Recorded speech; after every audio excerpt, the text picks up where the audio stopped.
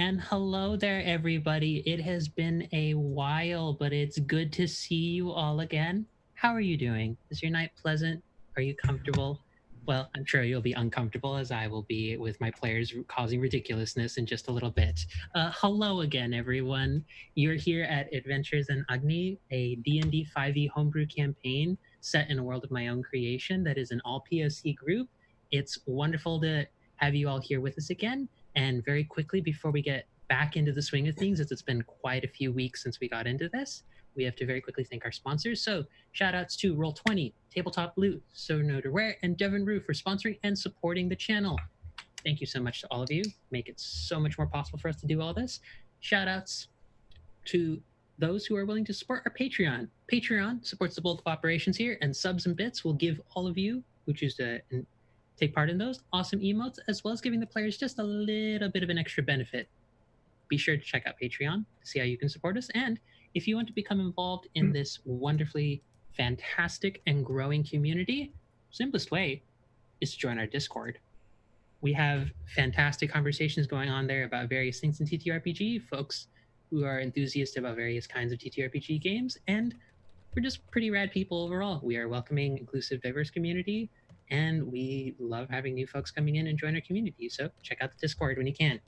And so before we get back into our recap of where we were quite a few weeks ago, got to give just a little bit of time for our players to introduce themselves again, as it's been a little bit of time.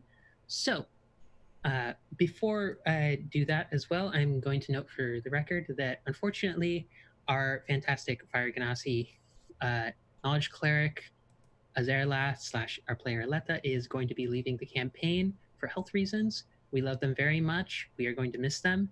And we're going to keep things going along as best we can with the fantastic group we have here, who I'm going to let introduce themselves. So let's start with our fantastic Genki Barbarian, Bo.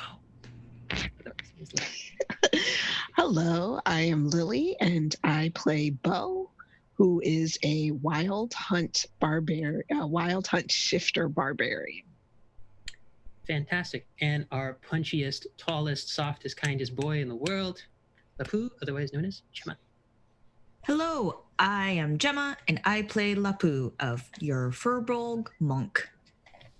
Fantastic. Our yeeting and knowledge-defining, knowledge-discovering, silly, ridiculous, extraordinaire wizard, Mariam, otherwise known as Dee. I am, so my introduction's mostly done. I don't know what else to do. I don't know.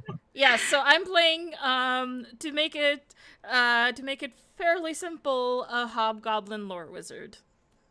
Fantastic. And last but not least, our wonderful and not chaotic whatsoever fiend bard boy. Hi, I'm Anthony. I play Paya, a hobgoblin warlock with 1 level in bard. Alrighty, and for those of you who don't know me, I am Angela, otherwise known, and I'm going to be your DM for the campaign, otherwise with the title that I literally almost never say on here, but I'll say it because I have a second. I am acting as the prelate to Ignis, to the divine bird's will and such. So with that out of the way, pleasantries and delightful little bits done, let's get back into the game. So it's been quite a few weeks, so let's do a little bit of recap. The party, having made their way to the northern region of Chantico, spurred on by a divine messenger known as a coatl, not a koala, as has been misunderstood on a few occasions by an unnamed party. Koala. Wait, who called it a koala? Ant, probably.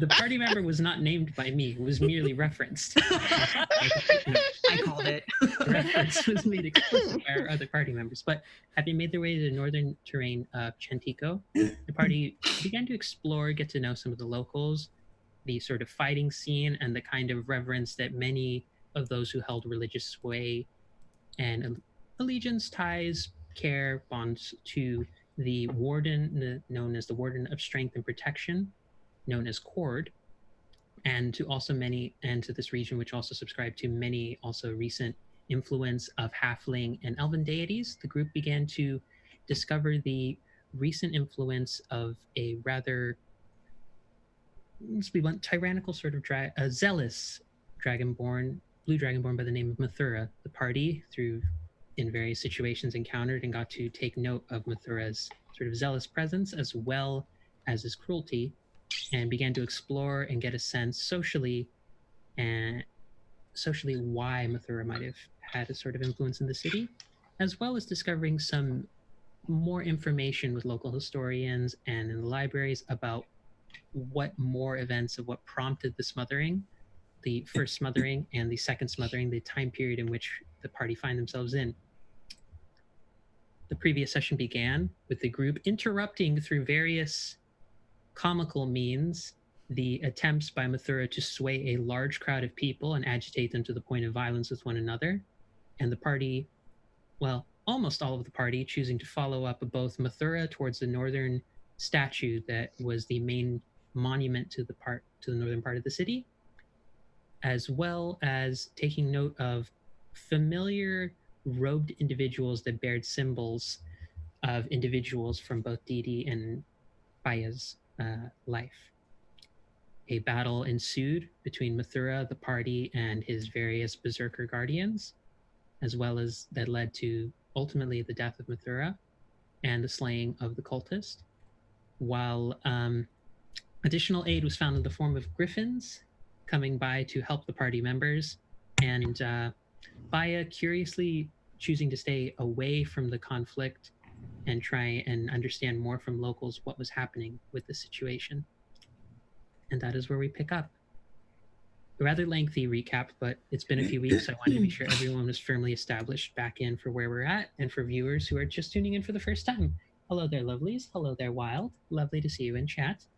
But to sort of get back into the swing of things, before we get with the main party, I want to turn, let's say, the camera and the attention over to Paya, who, in the midst of the conflict in which the party members were attempting to hold off Mathura and his acolytes, had chosen to stay away from the cultists and that he had spotted alongside Didi, and try and get information out of a local dwarven individual. So that is sort of where we'll start off, and then I'll switch back to the main party afterwards. But Paya, you are currently in a local tavern. You have a dwarven individual who is under the effects of your suggestion spell.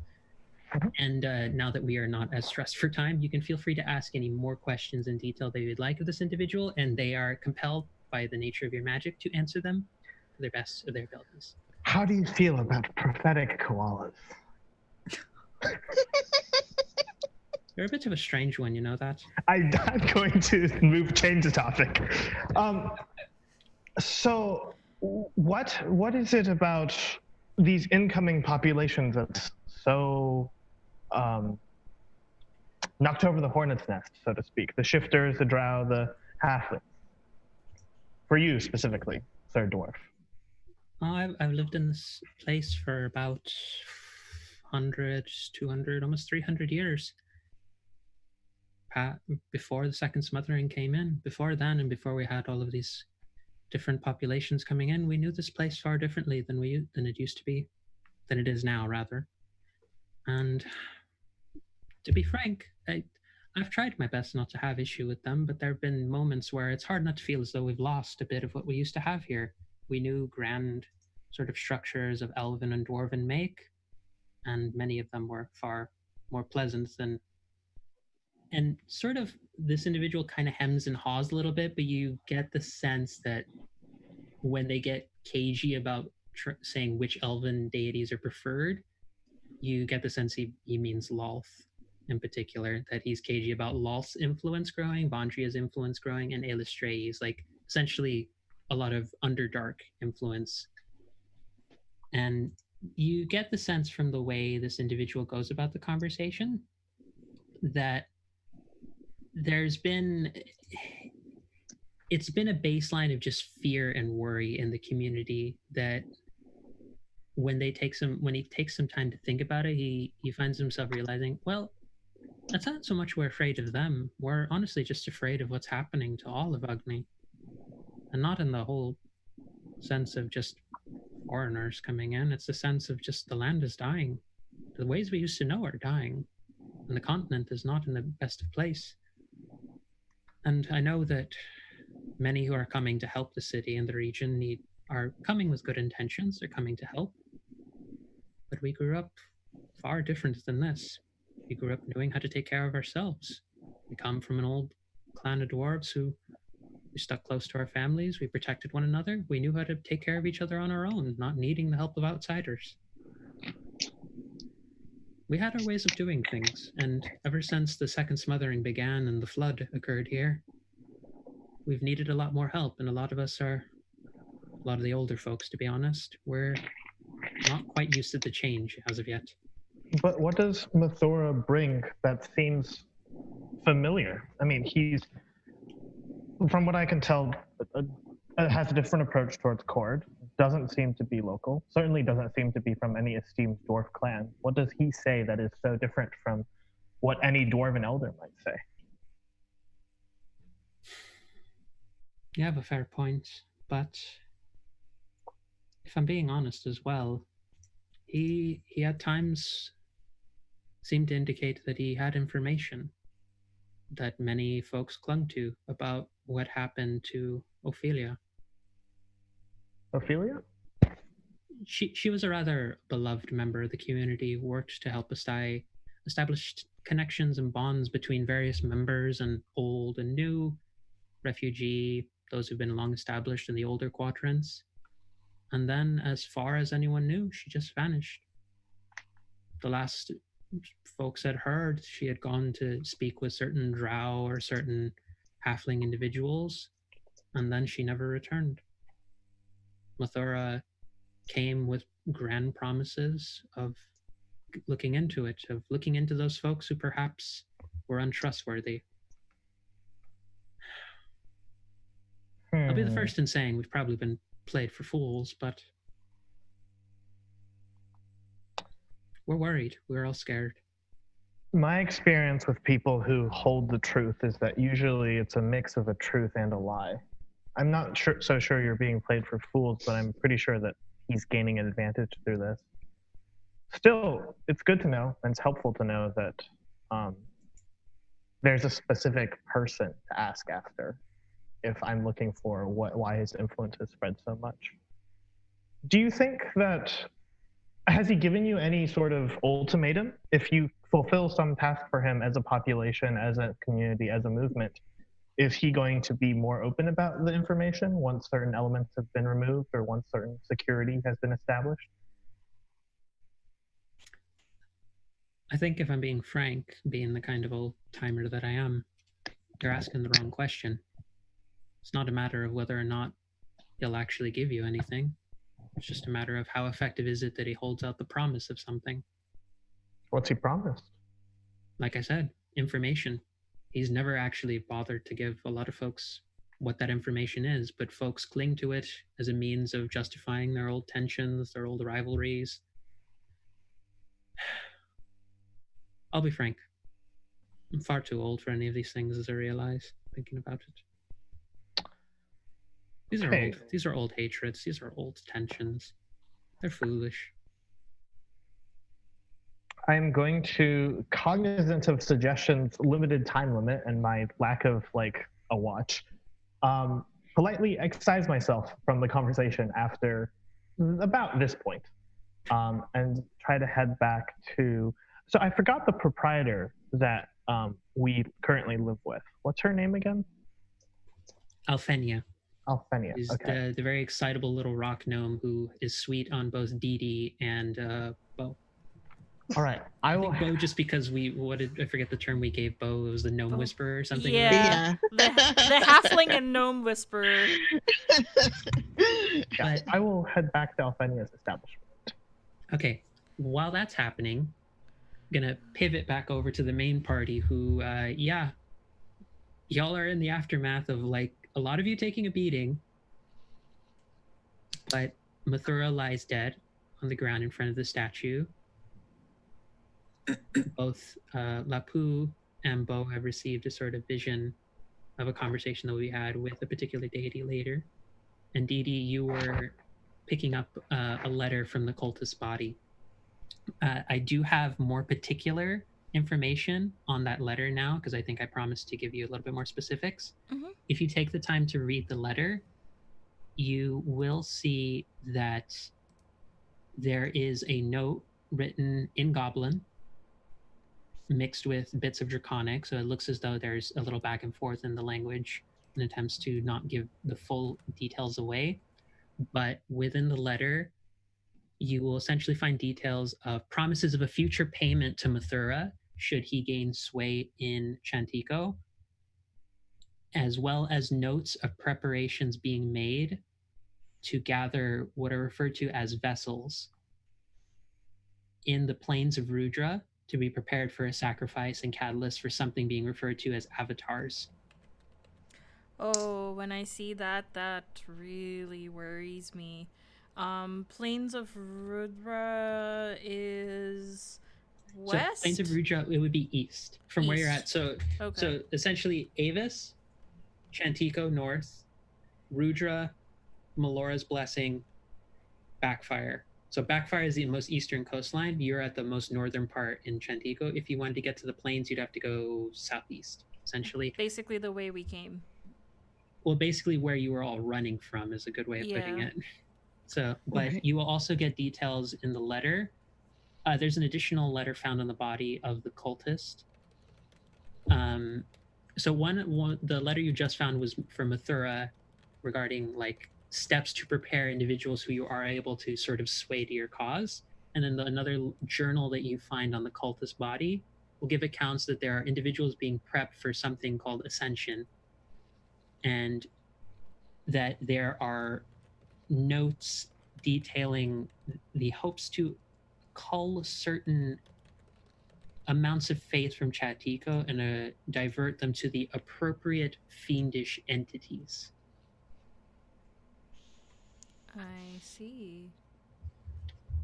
And you do see listed among a set of names that, like, as far as you can tell from Abyssal and other things that I believe either you already speak or you could have spent the time to do comprehend languages. Yeah, if I don't recognize them right away, the abyssal bits I get, I don't know infernal, so It's in Abyssal for the most okay. part, but you do see there is a few different names listed in there, and then you do see a name of and it's Su Wukong. Is that how you pronounce it?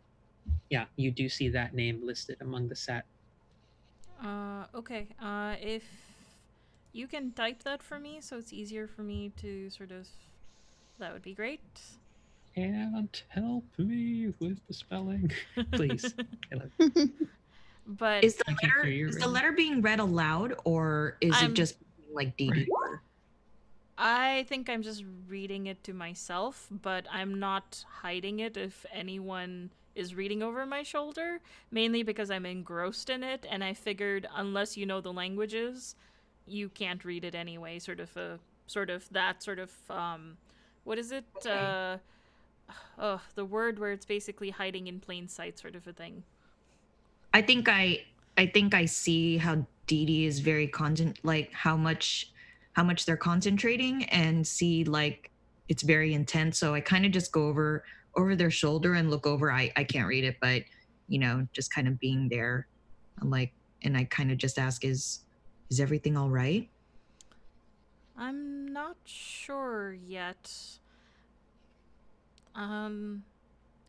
Sort of quickly out of character, did we tell you what's going on in previous? I think we did. You know why we were running. I believe Baya took the initiative to not keep Yeah. a Okay. lingering secret with the group, that you do have a relatively strong sense of the situation that both Didi and Baya are running from. Yeah, so then I say, remember the time we told you why we are here and why we had to leave our home? Well, that trouble's brewing, and I'm not quite sure yet. I need to speak with my sibling. But it's either going to come find us, or to solve it, we need to go to them. I don't know the details yet. and I give a very quick, like, whatever I can explain in the letter in a couple of sentences version to Lapu as well as to Bo. Quietly, so that it's not overheard. So this is like not a situation you can ignore. This is something that has to be confronted right now. I'm not sure yet. I mean, avatars and Yeah. ooh, My I thought we defeated the big bad, but I guess not. my initial fear and my initial motivation of everything we've done was to make sure my sibling didn't meet that fate. But I'm not sure my conscience would be okay with letting other people meet those fates. But I'm not sure going back would be the best thing for my sibling either, because that would put him directly in their crosshairs. Well, speaking of your sibling, Yeah, where is he? Where is he? After all this fight, like we're all just beat, and it's just like I remember him getting lost in the crowd. And I don't remember hear you, him Anne. being in the fight. I would like to remind you that my familiar is there. oh, Yeah, you do see Ant's familiar, not Ant, Bias familiar on one of the griffins. Who, speaking of which, the two griffins have just been nestled. Like they're not eating, but they're like poking at Mathura's body and the other berserkers' bodies. And the one that was like extremely hurt and barely saved by Zerlath, like they're just like tending to it and like petting it, and it's just like doing like. Oh no! I go over to the really injured one. You both did such a good job.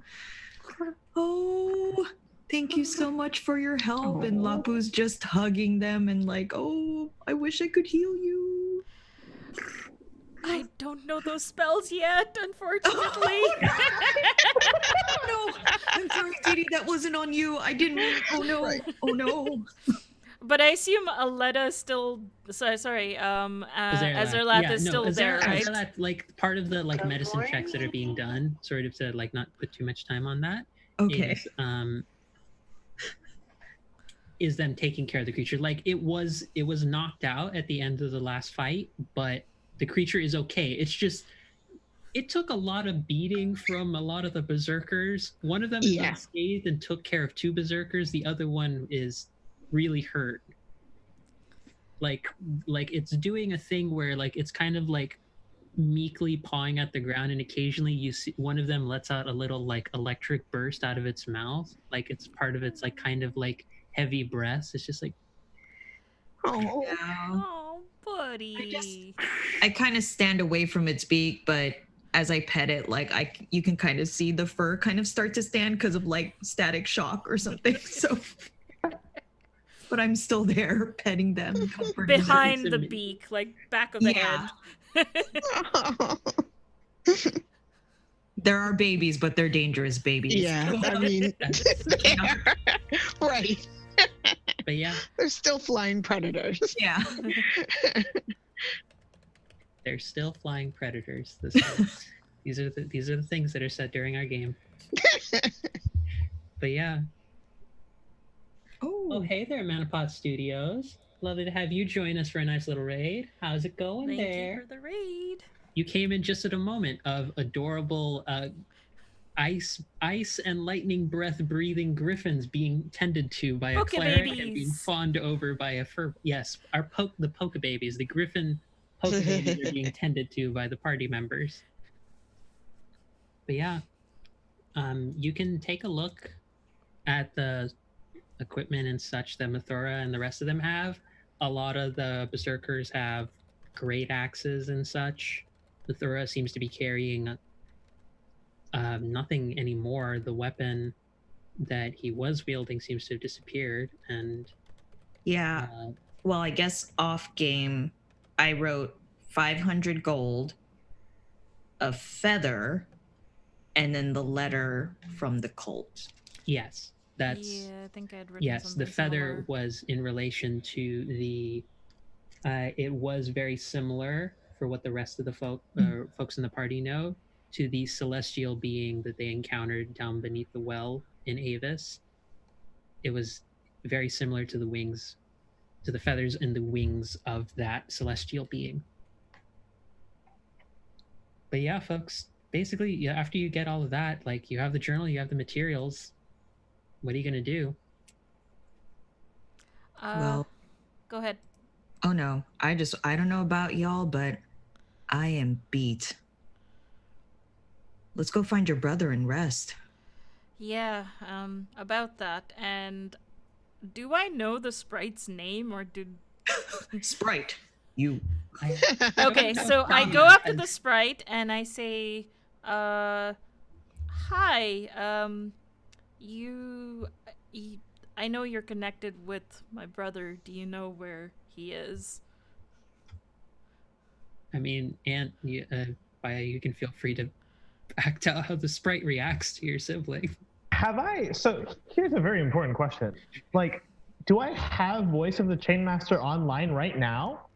Because we level up in between sessions. So I'm gonna say yes. I'm gonna say yes. Just because I think it's funnier if you are not aware up until this moment. You're like, I don't know how to react, and then you're like, start talking. That's kind of how I'm imagining. That's how you know the level 6 abilities have kicked in. You're just like, I don't know why I can't talk to them, and then you all hear Paya's voice. Is this on? Dap, dap, dap. So the sprite looks at you, and you can see that the sprite's about to like say something of its own accord, and then your brother's voice comes through. He's like, "What's going on? Wait, can they?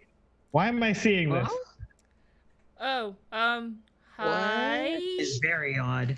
I can't do that. Hi? I can't do that with Kawa here. You know, this raven that I've always had and not forgotten. Can you see me? Oh God. We can't see you. We see your sprite. We can hear you. Okay. Give me a second. Okay. Sorry, I'm in the bathroom right now. I'm back at Alphenia's.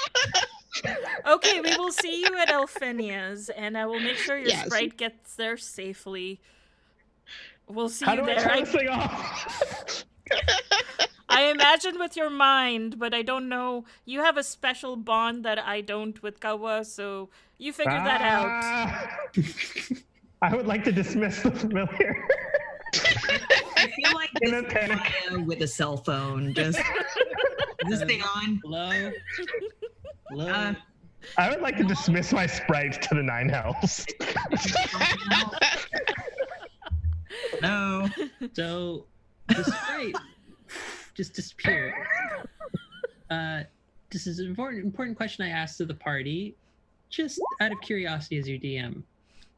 What are you doing about Mathura's body? Are you just leaving it there? Oh, right. Scene. I make the sure. I try to make the two griffins stop like poking at it because I'm there like. Is there a crowd? People nearby? Yeah. I thought we were in a clearing. Is there? I don't really remember. You've been looting and then talking to animals this whole time.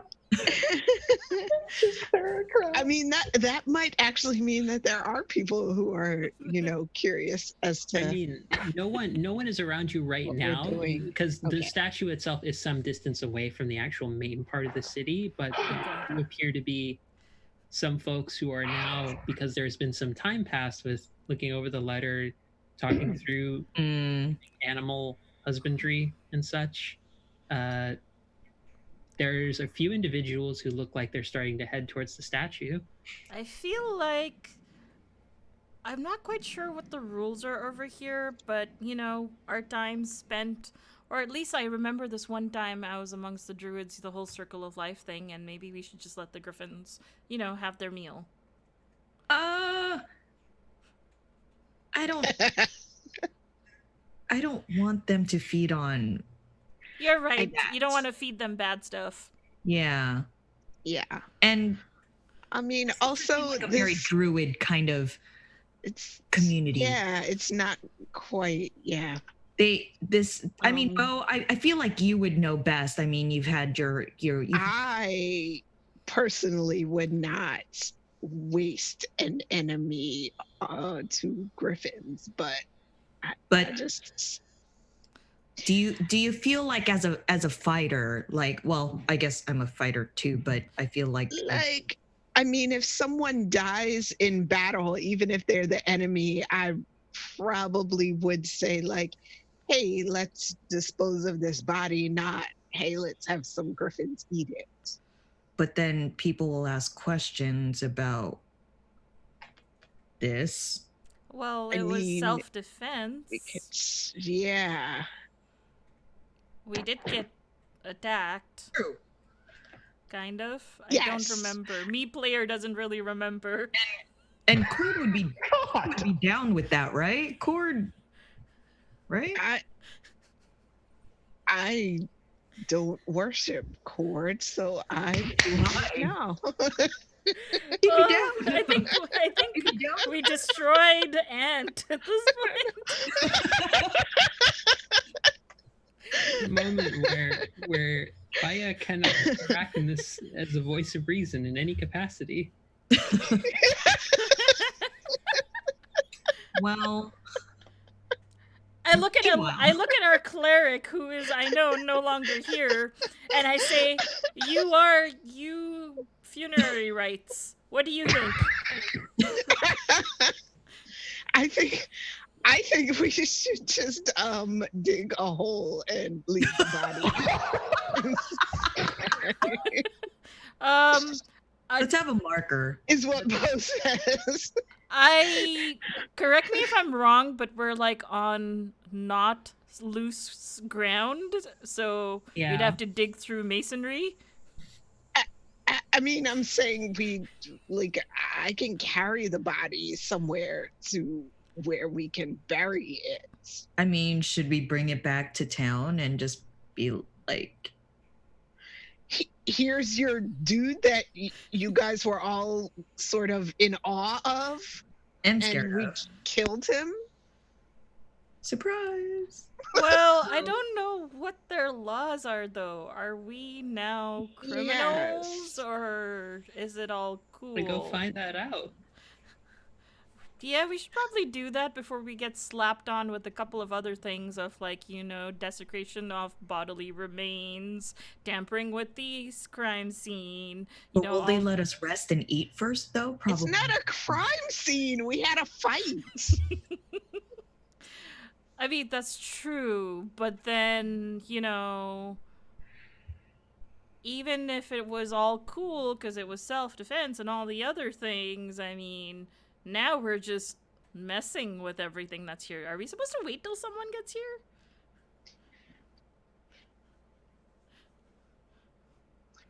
Look, I kind of like it in this place because of the free food, but also we could just leave. The free food.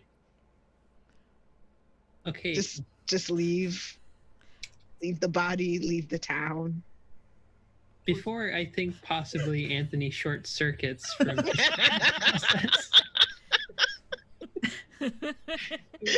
trying to process this whole situation. You do see a rather old-looking drow, a dwarf. No, it's not a gnome or a halfling. It's a dwarf. It's a dwarf. Does that make you feel better? Was it the same dwarf? No, it's a different dwarf. Okay. She's squat. She's a bit on the older side of a dwarven woman, kind of gray, fully like braided sort of red hair that seems to be getting like a little bit faded. Looks as though it might have been like a bright strawberry kind of blonde in some spots, but it's starting to get like grayed out. Damn. Congratulations, everybody. This is what we've drawn into, but like she's walking forward with a drow as well. I loved how he was choosing. He was just like, which one? A, B, C. But they sort of come forward, and there is also High Elf with them, so there is a trio of them. Stay down. Three.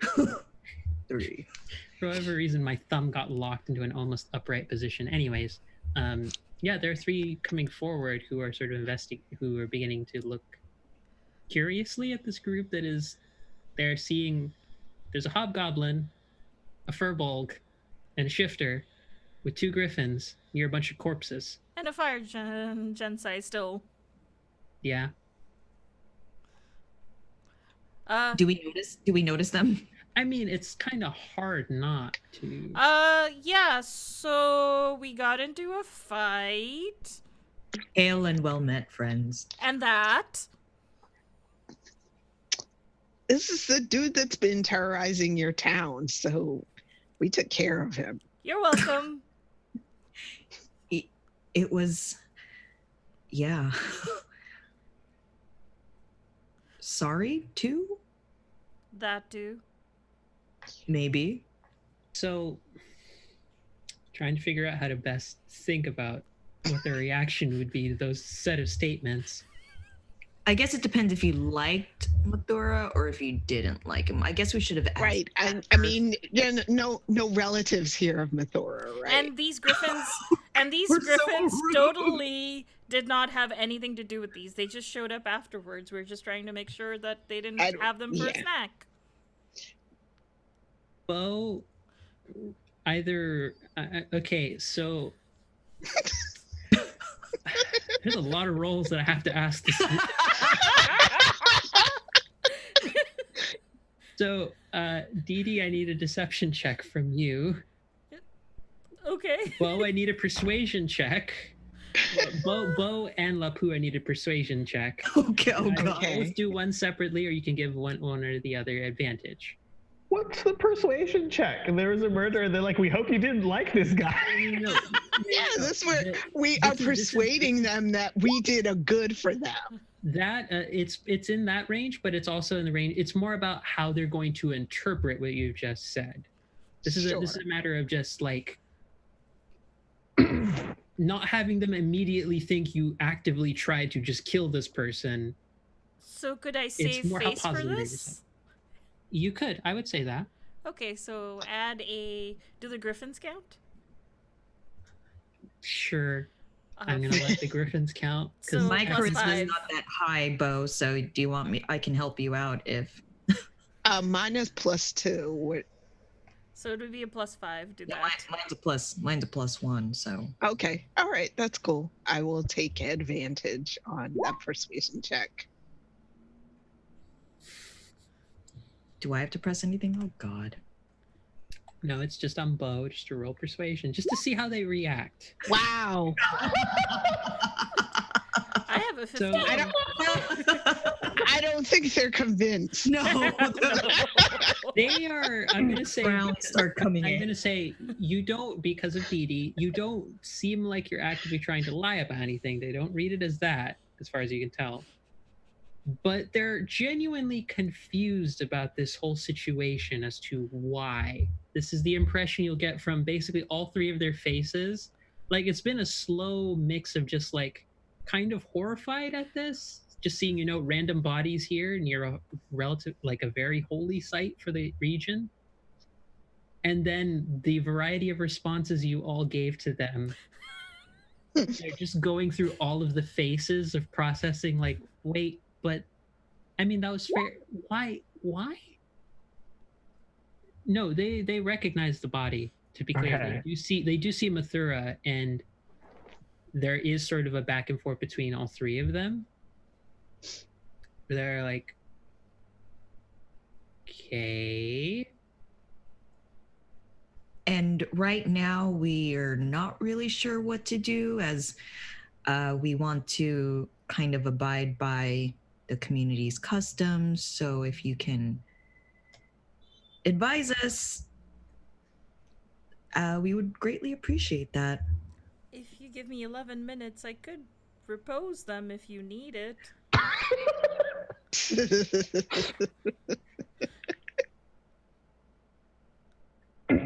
That is a curious response to the by someone who may have murdered an individual here. You don't seem to be lying.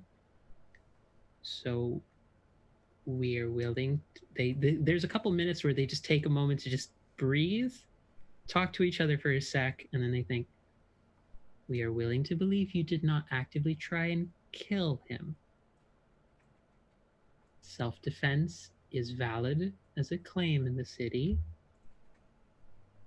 However, we ask that you come with us to speak with some of the heads of the communities. Is this fair? I nod while looking at Dee Dee and Bo. That sounds fair. Sure. Yeah. Dee Dee? To quote one Slam B in the chat, you killed a bunch of people at a church. This seems fine. Yeah, that's kind of how they're. I mean, That's kind of where we're at right now.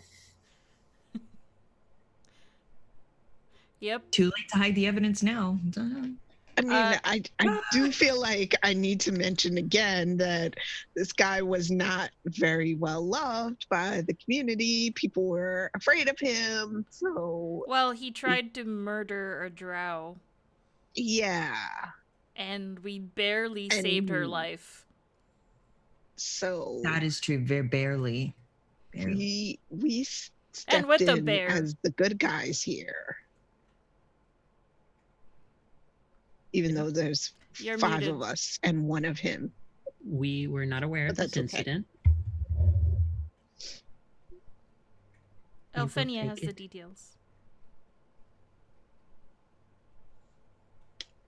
All 3 of them, they're just going through like several like half. All these beginning epiphanies just coming statement. at them. Yeah, they're trying.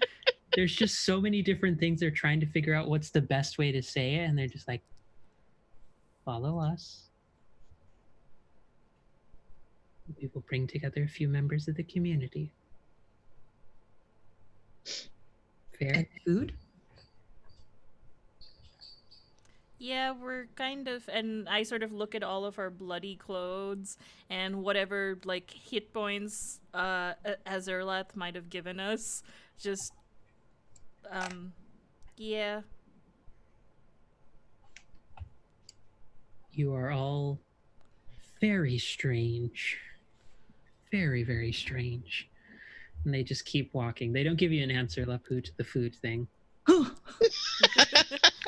Once is an occasion in which food is not mentioned in any way, and it's a bit of a shock as to all the encounters you've had with the city thus far. This is true. I This does not suppose- bode well. I suppose food's not really something people think of when people are slain. Well, after fighting, that is pretty much the first thing I think about.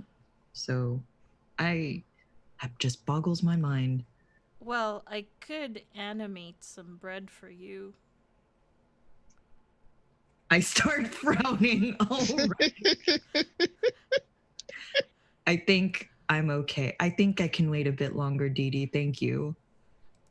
Oh, right, but that requires bread first in the first place. Never mind. That's. Sorry, I need to find something that is of the conjuring nature. I do not know those spells yet. I have to fix that. Well, As I sort of walk ahead, thinking to myself and talking to myself a little. I will second Slamby in the chat by saying none of these 3 people are getting paid enough for this shit. Lapu goes to the Griffins and I ask them, we have to go into town now, but are you going to follow us? Or I feel like you should follow us first. Maybe we can get you some help there and food. We are getting arrested. Do you want to follow us? Maybe there'll be food in jail for you. I'm dying. I feel bad. They got injured and I'm like, fly away. Like, no. My babies. The priorities of this group are as follows. We killed the guy we should get off scot-free. Hey, yo, but can we get some food while we're, as far as you know, being arrested? Are our Poke babies okay? Our PoC babies. Our legendaries. So you are all taken to what appears to be another one of these sort of open courtyard areas, but it's tucked a little bit behind one of the religious sort of temples to court. This one is located more centrally where all four quadrants of the region are sort of begin reaching their boundary points, or sort of unofficial boundary points. And you have a few representatives from each of the four quadrants, from the Drow community, from the Halfling community, from the Shifter community, and from the older generations communities, which is a contingent of there are some dwarves, some half elves, and some rock gnomes. Among them, you also see Gloria, the Goliath cleric to Cord, and also Sayana, the shifter architect, who has also been involved in some of the community planning here. Now, they take into consideration all of the information you have given them, and they ask all the three of you who are present, because as far as Baya knows, he's fine. Like they haven't. They're just trying to deal with this main situation here. Dang, we still haven't seen Baya yet. No, Baya is chilling out in Alphenius because yeah, we said we'd be on our way, so we're on our way. Just a very long detour. You all decided to do a side quest before you carried on the main journey. But a representative from each in particular will step up. They will all ask you as a whole, is there any information about this situation that you would like to share with us? Any additional information we are not already aware of? Mathura was trying to get vessels for some sort of ascension. I think they're trying to make new gods. Okay. And we broke, and yet again. What a cold open. You might want to show them the letter, CD. No letter. Oh. There is audible silence among all of them.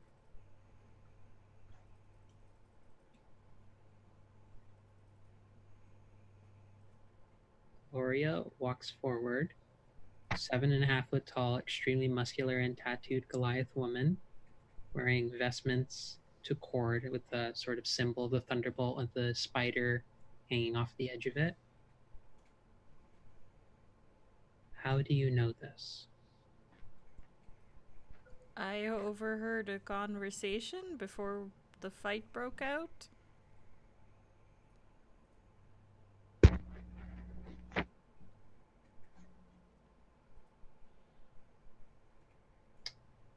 You're not lying, so there was a cultist that got killed. There was a cultist body there.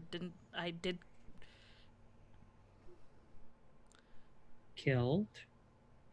Sorry, I don't say that out loud. I'm saying like there was a body there, okay. Cultist body.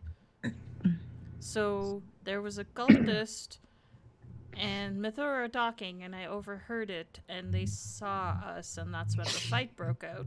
And that's what they were talking before we were discovered. They were looking for vessels, people, to divert the faith into these new gods or something like that. I don't quite understand all of it myself.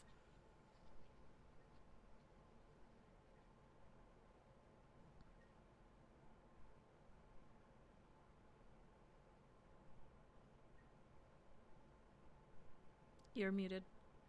There is a beat, 2 beats, 3 beats of silence.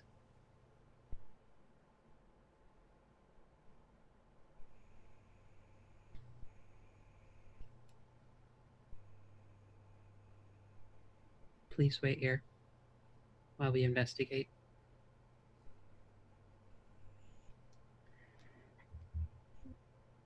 It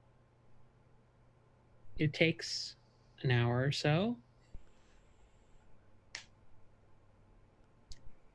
Gloria leads a smaller contingent that goes and investigates the area.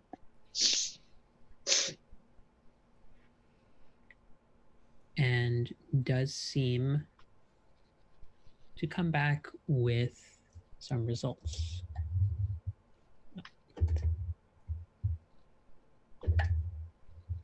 Okay.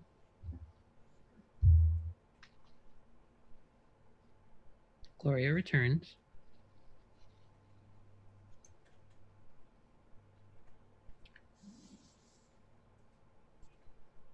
You are very fortunate in that we do have members who recognize the symbols that the individual you mentioned was wearing.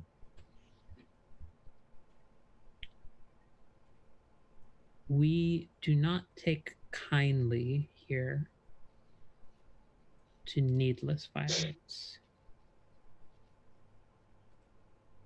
There has been much contention among many of us who are community leaders here as to the direction that Mathura was leading some to head some in.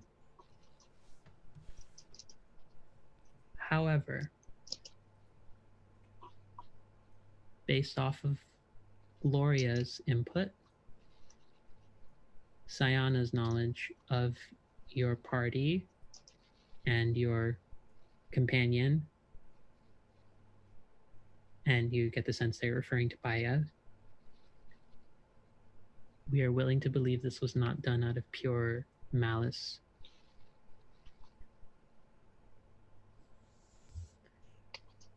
And I believe one of your party was, I've lost track who, but one of you was quite direct in saying that he was not someone beloved by the community, so you were doing us a favor, I believe it was said. One of you said something to that effect? Yeah, I mean, maybe not a favor, but you know, he was a bully, and while it would have been nice to not have had to kill him, he also wasn't that great a person. Also, we nearly survived by the skin of our teeth. If we were... I get the sense words were no longer an option, and even then he went down swinging.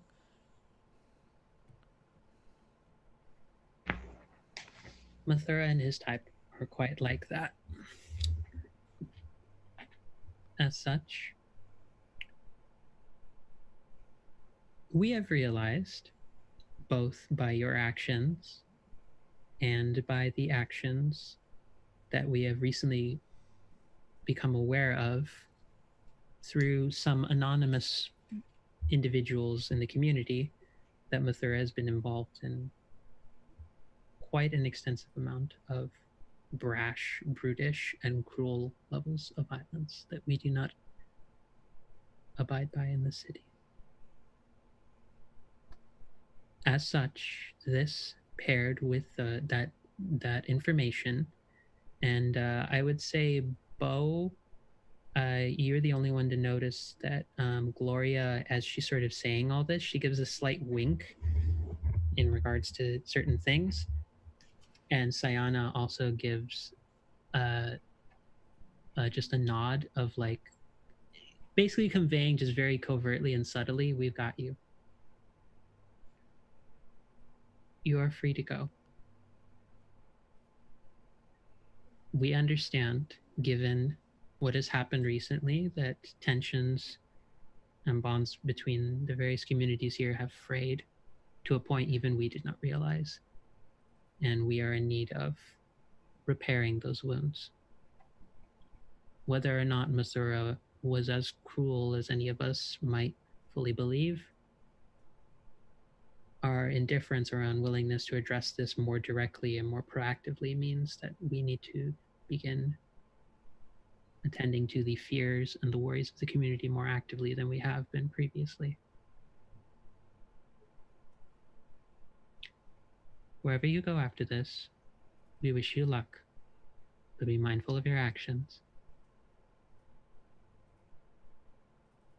Others may hold a more stringent accordance with what the letter of the law might indicate. Here we understand defense is needed.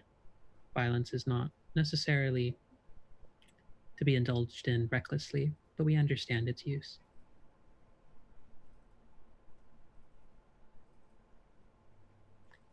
You are free to go. We will be speaking with the Druidic Elders and many of the divination specialists here to help facilitate conversations from here on out.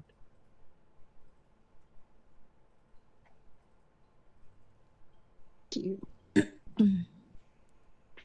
Thank you. And I start sort of. Lapu bows out of respect, and then slowly, also with Dee Dee, edges away. Slide goodbye. See you later. I hit my printer now. Let's go find your brother. Where's your brother, Dee Dee? In the bathroom in Alphenia's? Still? Well, I've not been in the bathroom for the whole hour. Sorry. I imagine still at Alphenia's. We said we would meet him there. I guess let's make sure he's still there. Also, his sprite got dismissed. It was weird how it got dismissed, but I think that's just how his magic speaks. It's not the same as mine, and I sort of dismiss my raven and then summon my raven, and it just poof, just like no hellish brimstone thing. Ooh. I think that's how you described it, though, correct? Like, I'm not I believe that's how Ant might have described it. Yeah. Or like I might have described it, is that there's like, in contrast to yours when summoning it, there was like smells of peaches and smell of blood that was not present when yours happening. Yeah, mine just vanishes and reappears. But yeah, the group is free to head back to the inn and set out and take a long rest. Yeah, find Baya, make sure Baya's okay. Excuse me. Baya and food and rest. In that order. Yep. Sounds good.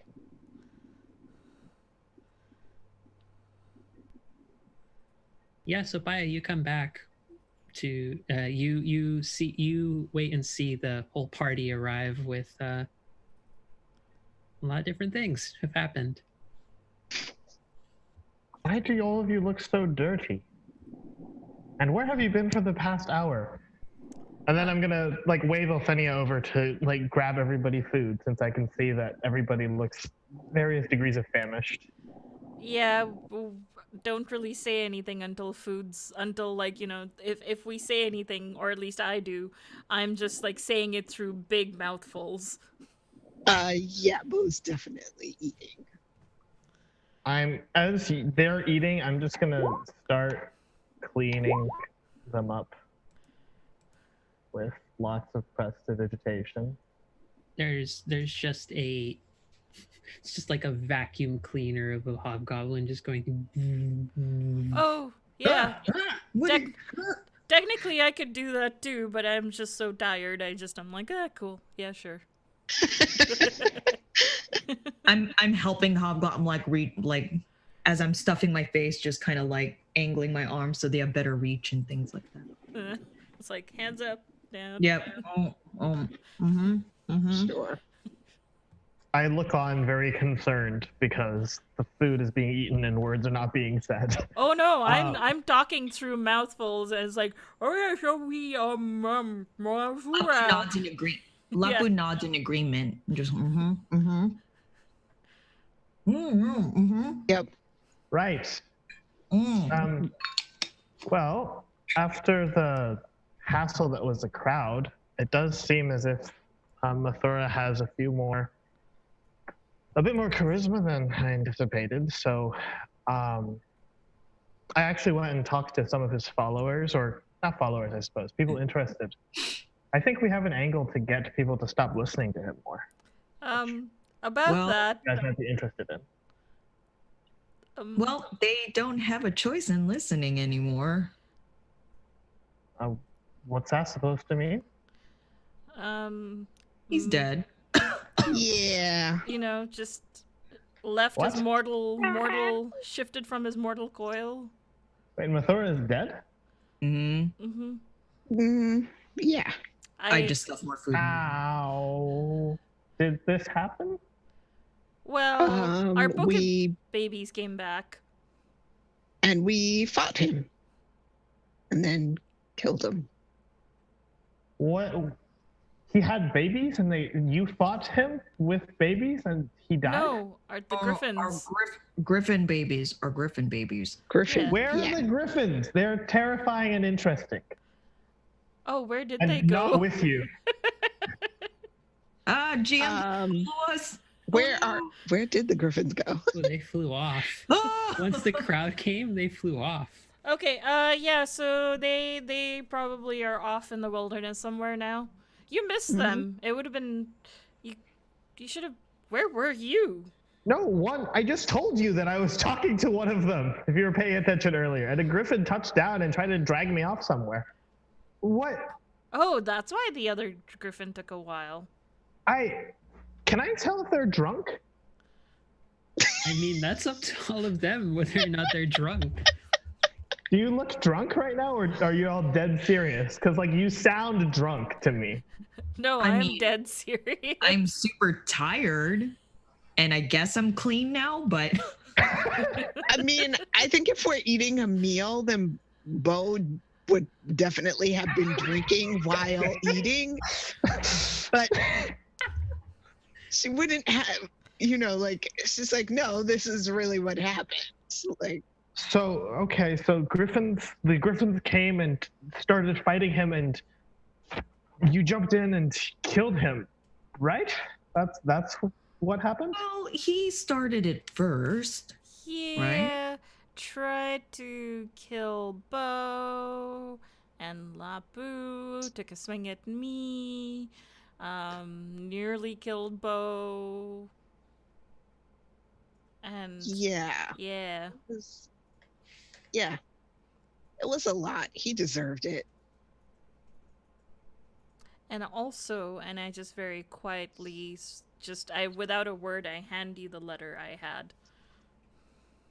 I look at the letter and I'm like, what becomes of his organization now? Like, I'm not opening it yet because I'm still. Does it fall apart? Is this a cult of personality? Does he have lieutenants? I really think you should read that letter.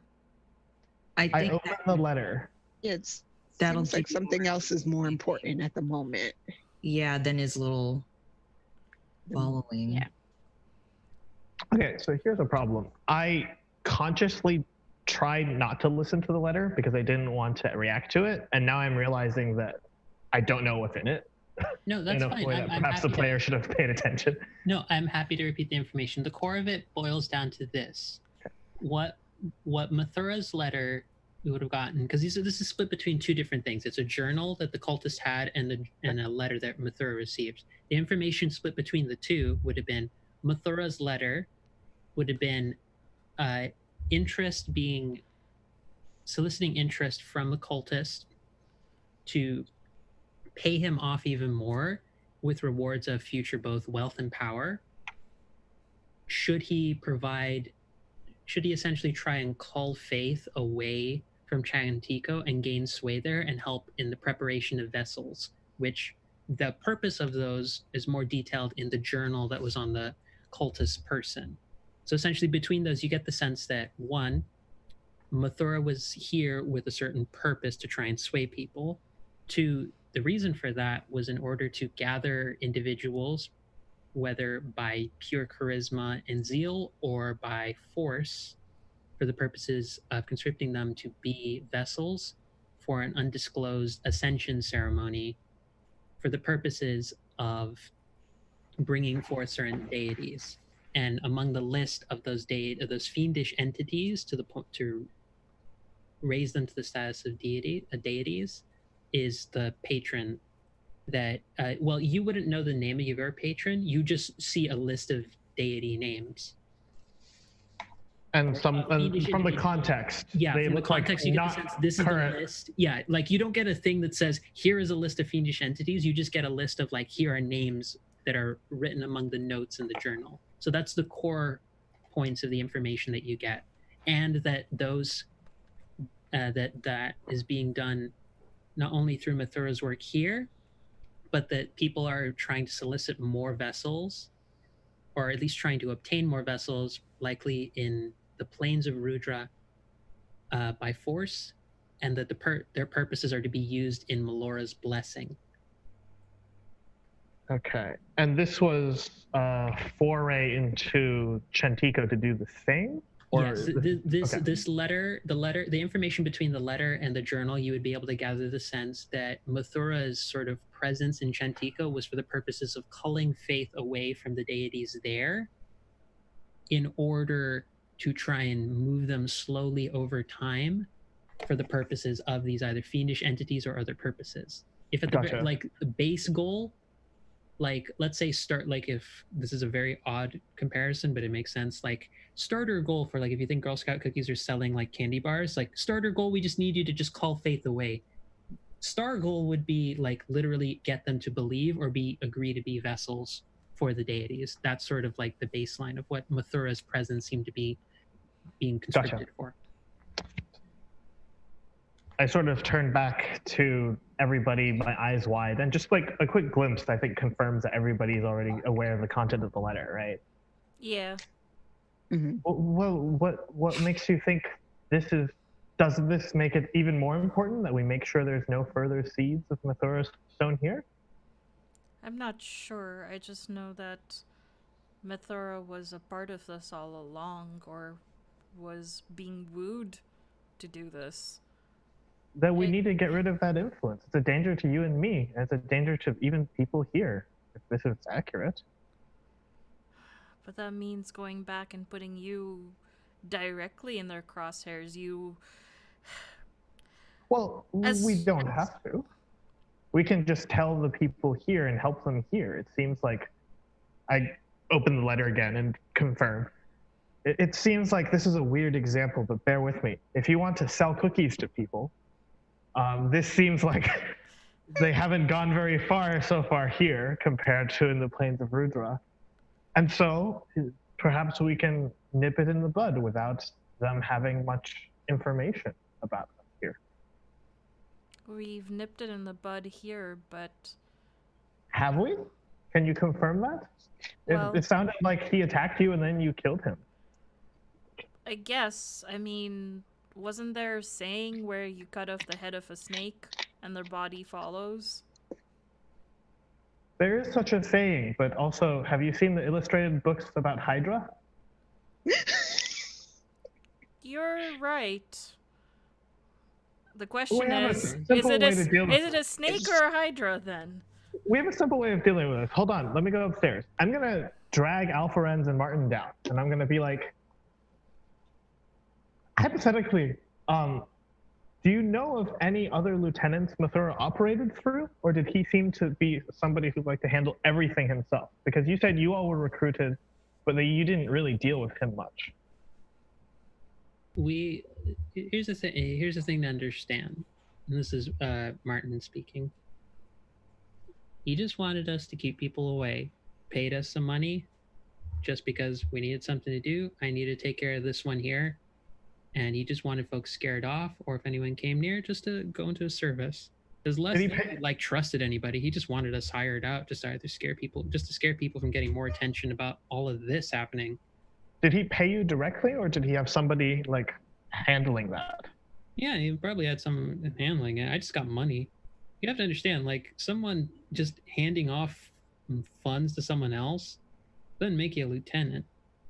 It just means you got maybe even got paid just to be a courier. Do you consider a lieutenant everyone that you send out to do an errand for you? No, but I think that we need to check to make sure that I mean, ideally, this is a one-man cult of personality. But if it's not, then we're not doing due diligence by just. As far as I can tell, from what I ever heard about anyone related to this kind of thing, Mathura had a lot of them in a vice grip of fear in terms of the people who did support him more actively. Like those fellows who you encountered the other night, or that I heard about from your friends, like if there was anyone who you would call a lieutenant or whatsoever, it would have been those folks. And should let you all know, news about this didn't stay quiet just among the community members. Like folks know he's dead. That information doesn't stay quiet. You two know he's dead? I just figured out that he was dead like 5 seconds ago. Where did you hear that he was dead? Because you just pulled them from upstairs. Like you'd think they've been up there the entire day. They're not. They don't just stay there. They're not minions in a box. Exactly. They wandered the city. Like this is a big event. This is. I figured they would tell me like after. You didn't ask them. You have them on retainer. You don't. That doesn't actually explicitly say what they're supposed to do to you, other than like fight for you when you call on them. They don't just magically telepathically know all the things that you do or don't know. They have their own agency. Daddy, can we go outside to play? Okay, I'll add a clause in like what I do in my off-screen time. I'm asking them to give me any news on like a daily basis. Let's say, like at the start of a day. I will start asking them, anything new happen? If we're in the wilderness, did you see anything? If we're in a town, something new happened. Just for the future. Yeah, he's dead. Well, no, I'm saying in the future. I will add that to my routine. Yeah, I know. This is the future. 2 seconds past the moment from before. He's dead. Oh, okay. Thank you so much. To be clear, Martin is just like fucking with you now that you added a new clause. Like he's enjoying the fact that you have confused him for a familiar. Anthony is adding a new thing that Paya is doing. I'm not turning to Martin and saying I'm a computer program and I will change my behavior. This is not clear to me, your DM. Okay. This would have been a hilarious span of conversation in which you literally thought that your two people who are living beings with agency were basically familiars you could summon at will. Well, I assume they were upstairs. You could have said they weren't, Angela. No, I know, but this makes it much funnier and it causes So, Bo, Lapu, what do you think? What do you want to do? I mean, Lapu, you've only recently joined us, and Bo, you've been with us from our initial flight, and it was supposed to be help us flee, and it's become more than that. And what? Right. I mean, hey, I totally understand what it's like if you want to hide from someone and you don't want to encounter them. But if this is a situation that like is just going to get worse if it's ignored or delayed, then I'm totally there to go with you back to where, wherever it is that Baya escaped from. Lapu? Well, to be honest, in the beginning, I felt I met this group by chance. I guess I understand where you're coming from in terms of escaping a place that you thought was your community. I left the monastery because they didn't believe what was going on in the world. And I wanted to know for myself. And that led me to you. And I don't know, with all this, especially here in Chantico with Mathura and this letter, I honestly don't know where this will lead, but something tells me inside that this is where I need to be. And I I just discovered what you're going through with both you and Baya, and I feel like I know you enough to know that that I enjoy your company. I like our group, and yeah, I have your back. What do you think these vessels are? That's what scares me. Well, you know Well, that Right. you know that I had a working theory that I couldn't really prove at the time, and I was concerned with your pact that they were priming you to be a vessel. Well, that's the thing. If the intention is to create a vessel such as me, I'm 17 years in the making. So we have time. But if the intention is to create, and as I'm reading this, I can also see these might be vessels for sacrifice. That can be a matter of weeks, right? So if it's the first, then we shouldn't go back. There's no reason to. We can just live our lives here and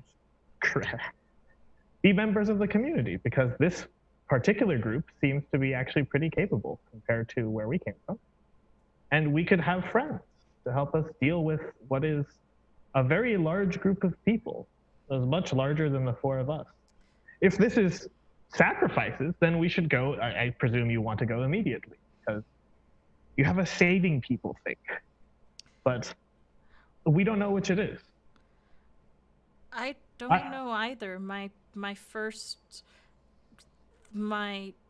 I just wanted to save you.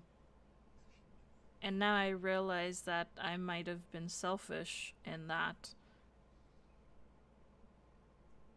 Well, And I mean, that's your brother, Dee Dee. That's not really something to fault you for. We can't save everyone. And it's not like the cult was wrong about everything. Everywhere we've gone, we've seen that the power of the gods does cause conflict, just as they foretold. But not quite in the way that they said it would happen. I feel like the main. Oh, sorry, go ahead. Oh, just that there was a wise person who once told me that I didn't think of it much at the time because I was so into my goal of saving my sibling, but now it's hitting me what that really means is that when you do enough to save one person from someone who would do you harm, you're only pushing it off into the next victim. You're not actually dealing with the person doing harm. I'd agree with that. It seems like the main issue is you're trying to run from. Your main mission was to run away from the cult. However, what we learn now is they are working on something much bigger than any of us thought of, and they happen to be the source of what you're running away from. This was always their end goal, though. Through me or through other means, their end goal was to bring down the gods and to make sure that people understood that they dealt with fiends, to level the playing field. It's a goal I still, to some extent, agree with. I think it's a good thing to do. I just don't enjoy being used by them. What I do think is the problem is we don't have enough information, and I think we can better act once we do. If we know what a vessel is, if we do some sort of mission that doesn't involve killing a lot of people, just to figure out what they mean by vessel, then we can decide whether we want to kill a lot of people. If we can decide that Mathora's power here is gone, then I feel a lot more comfortable about leaving, right? But if we don't know that for a fact, I want to make sure of that.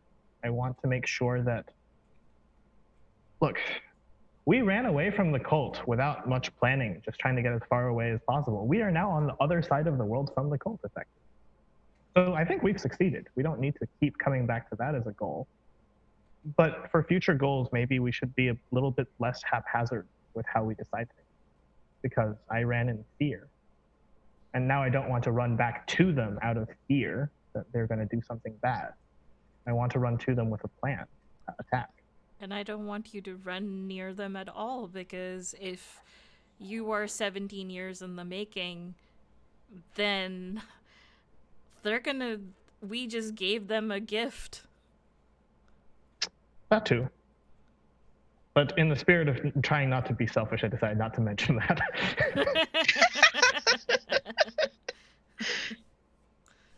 Trying to do better by other people.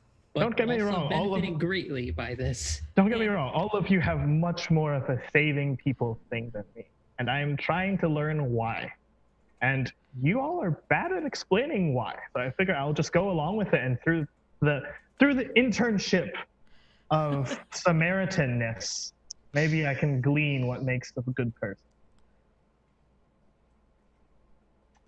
But I think our biggest problem is not, wow, should we run away or run towards them? It's we don't have enough information to do either. So let's get information. Let's have that in and of itself be a goal.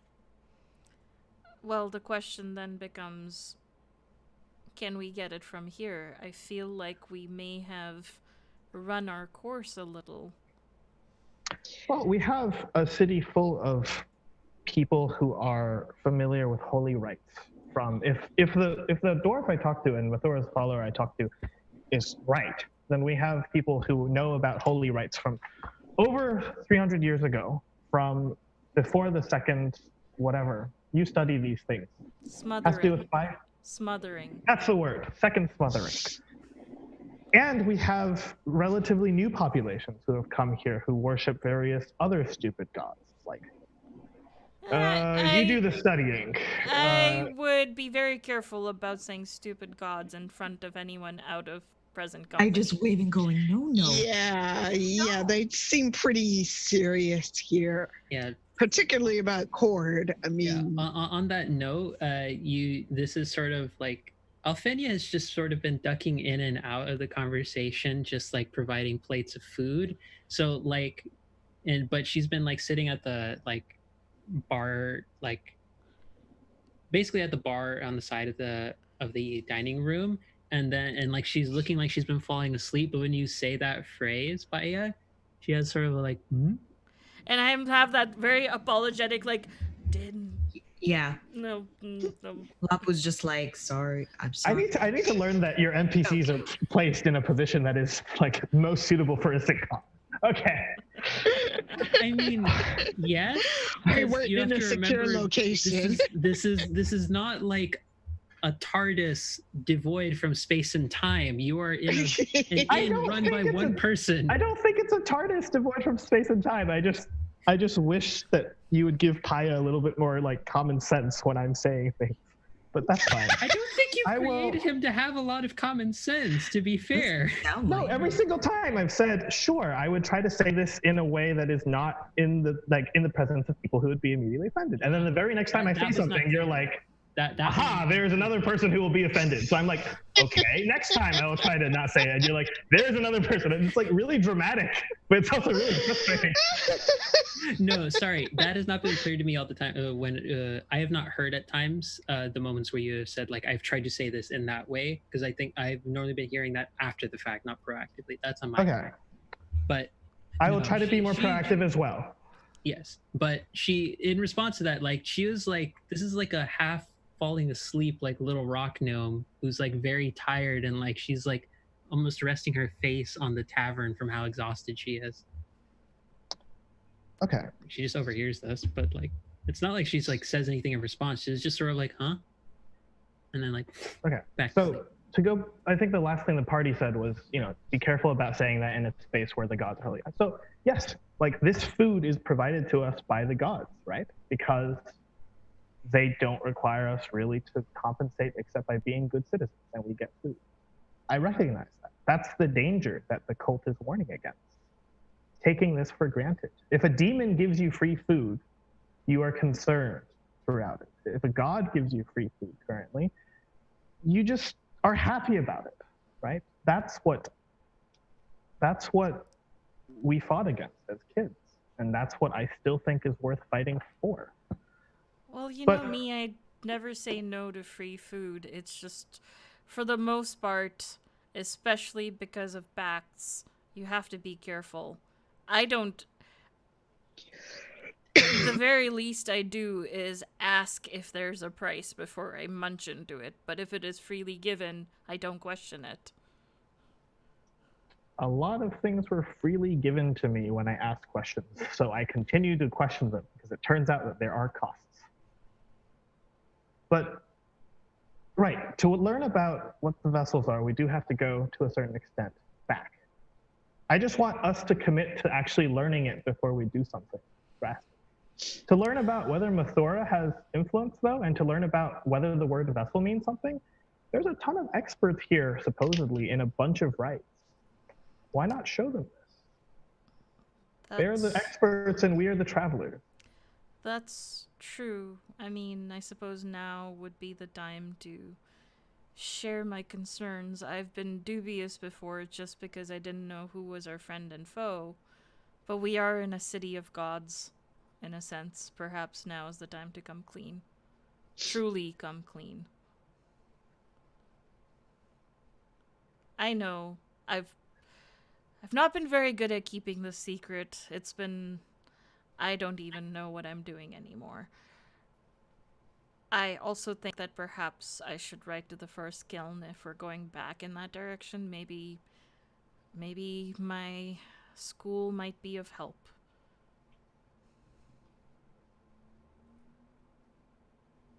If we decide to go back. I'm fine with going back. I just want us to go back with the intent of returning with information and not with the intent of Geronimoing into my old community. Is there because Oh. Go ahead. Is there someone? Oh no. I was just gonna ask Dee Dee, there's someone you still trust in your school that you can communicate with? The first kiln has nothing to do with my cult. They are all about knowledge and the pursuit of it. That's how I found out information about my brother in the first place. Ah. I would add, Dee Dee, that you do know publicly. This is it's not information that typically gets out beyond like the student population, but you were there just long enough to hear about this. There is a,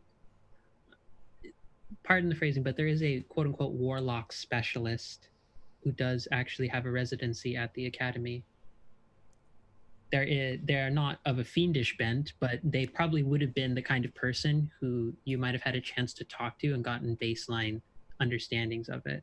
Yeah, and that's where I feel like I would have seen slight differences in how the pact in the cult works and how the pact that my specialists and those who studied those who are warlocks would enough for me to sort of have enough information to be like, I gotta get Baya out of there right now. Yeah, you would have. I would say this is something for if you ever end up at the first kiln in a future session or what have you. I will give you the name out of game because I can't recall. I have to pull it up again. But you would know at least. Dee Dee would know that the specialist was of a great old one bent.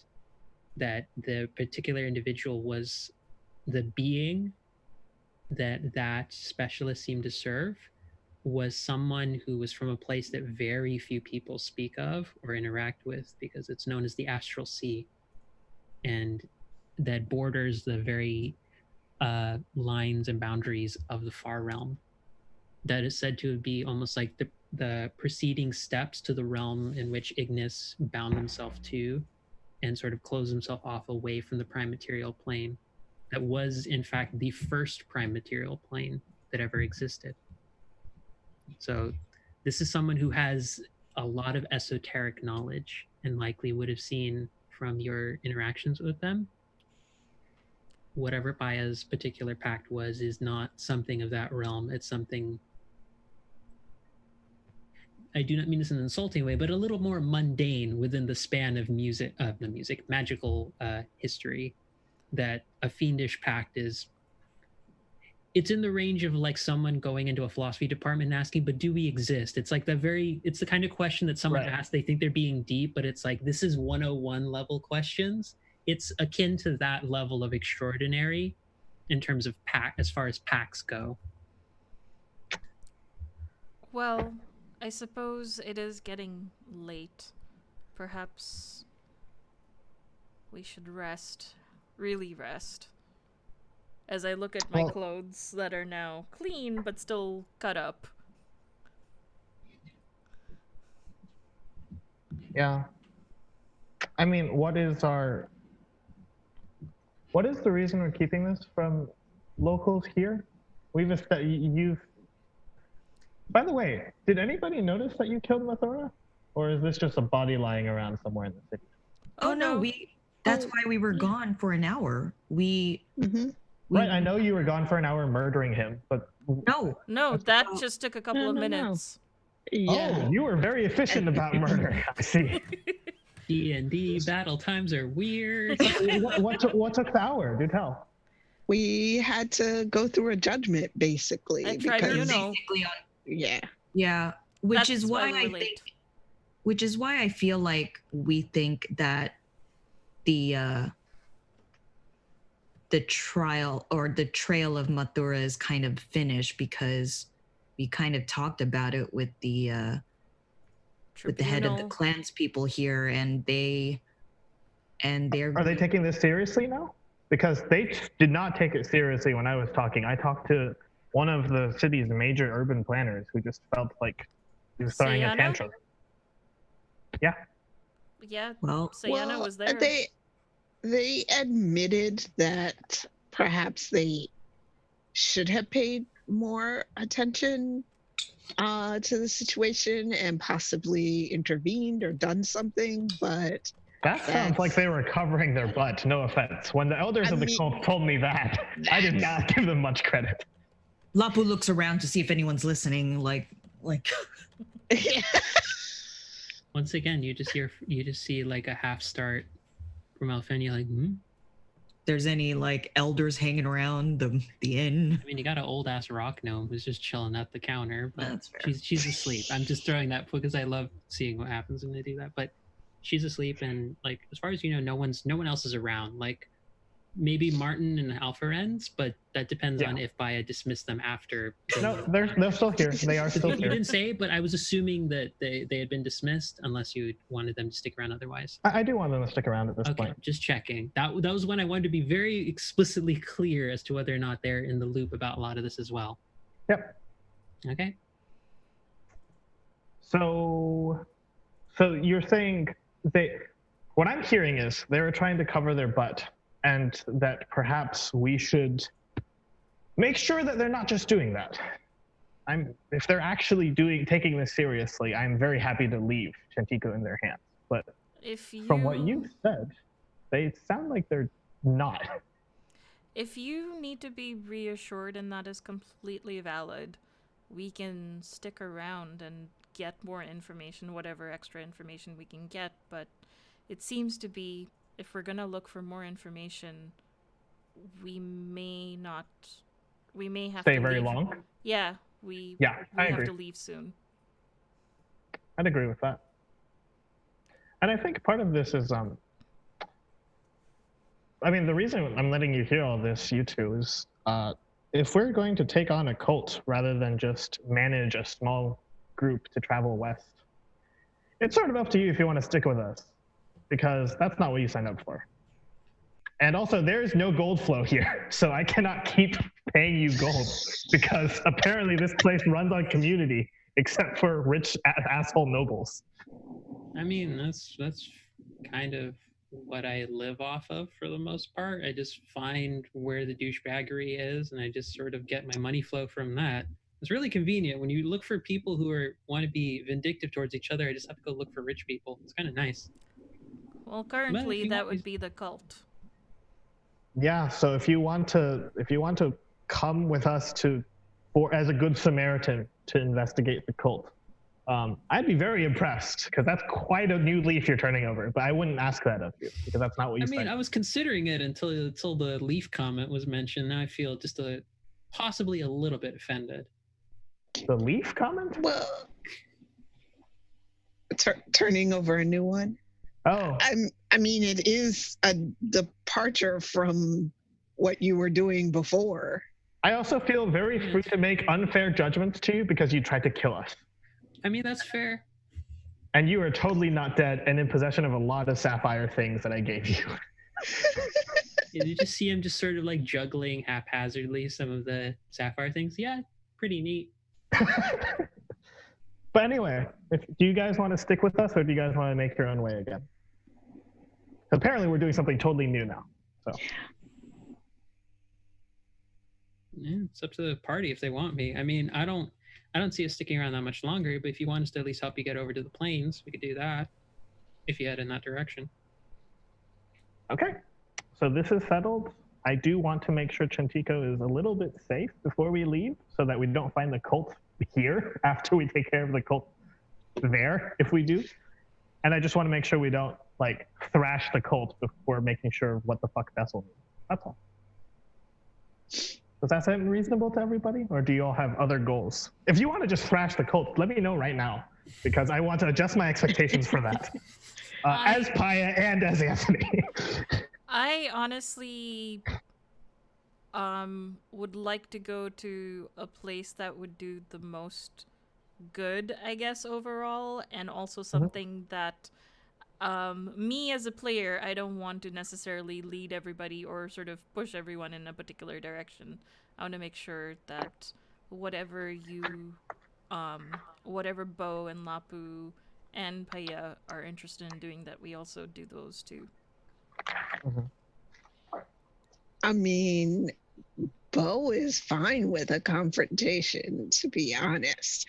But she also does understand how strategy can be very helpful in these kinds of things. It definitely seems like the cult just kind of storming in and saying, "We're here to destroy you," is probably not the best strategy. Also, I still have friends in the cult, just so you all know. Like, I don't want this to come across as a surprise. Like, they were my family. I don't appreciate. That's the worrying part. I'm like, I don't appreciate them using me, and I don't want to go back to them. And I am totally cool with beating some of them up, but I don't want to kill everybody because that will be very hard for me. Same. Just like, I think they're assholes, but you know, I grew up with them.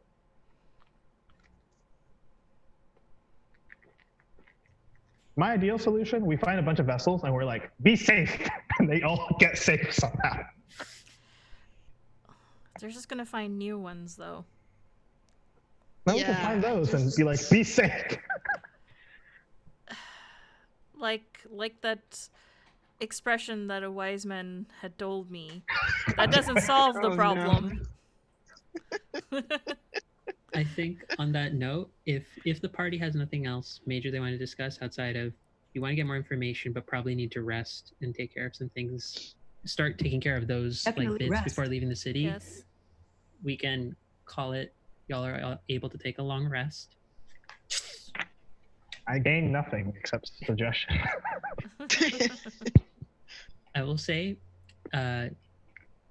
Didi, you sleep without any issue. Paya, you sleep without any issue. Lapu and Bo, you will have something that we will attend to after our break because we are a little bit over our halfway point. But I'm just going to leave on that note of there will be a little bit something for our viewers and for the players when we come back to those two. But before we get into that little break, where's that little thing before I say break? Just want to another quick shout out again to Roll20. Feel free, if you can, to head over there, sign up for a free account today. Over 4 million people use Roll20's virtual tabletop to power their favorite games, and with modules galore on the marketplace, you'll definitely find something for your group to enjoy. Feel free to enjoy that. We'll be back. Right, I think Roll20 is having a con right now too. Yeah, for the next 2 days. They're also Yes. having a con.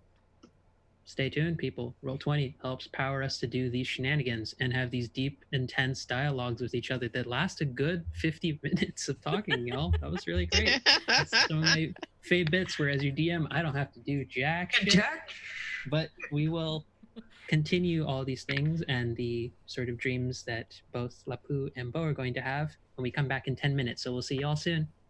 Bye. Later. Thanks so much for hanging out with us today. If you get a second during break, you should check out one of our amazing sponsors. We're now proudly sponsored by Roll20, the best virtual tabletop for all your role-playing needs. Over 4 million people use Roll20's virtual tabletop to power their favorite games. And with more modules than you can shake a stick at on their new revamped storefront, you'll definitely find something for your group to enjoy. Sign up today by clicking the link below or heading to roll20.net/start/WTTP. Tabletop Loot is an amazing place to get your dice bags, dice boxes, and more. And now you can get 15% off your purchase at tabletoploot.com by using the code WTTPDICE at checkout. Tabletop Loot. Your party starts here. While you're at it, check out our so awesome merch store, So Nerdware. So Nerdware is the place to find all your Welcome to the Party merch and other amazing stuff too. Head on over to sonerdware.com and use the code WELCOME at checkout to get 10% off your next purchase. So Nerdware. It's what the nerds wear. Devin Rue, the amazing mistress of maps, has kindly supported the channel since the beginning and provides graphics for many of our streams. Head on over to rueinc.com to check out some of the best fantasy cartography on the web. Our Patreon supports the creators and producers of the channel by providing Roll20 subscriptions, cost coverage for video hosting, and more. If you want to support the channel while getting podcasts a week early, gaming articles that are published on Patreon first, a shout out during our break, and more, head on over to patreon.com/welcomepartyrpg and throw us a buck or $5. And last, but certainly not least, help out the party. Subs and bits not only support the stream, but also every 500 bits or a tier 1 sub gives a player or DM of your choice a reroll or system equivalent, and every 1000 bits or tier 2 sub gives a player or DM of your choice a crit or system equivalent. Thanks again for hanging out with us today. The game will be back in just a few minutes. Let's all go to the lobby. Let's all go to the lobby. Let's all go to the lobby to get ourselves a treat. Delicious things to eat. The popcorn can't be beat. The sparkling drinks are just dandy. The chocolate bars and the candy. So let's all go to the lobby to get ourselves a treat. Let's all go to the lobby to get ourselves a treat.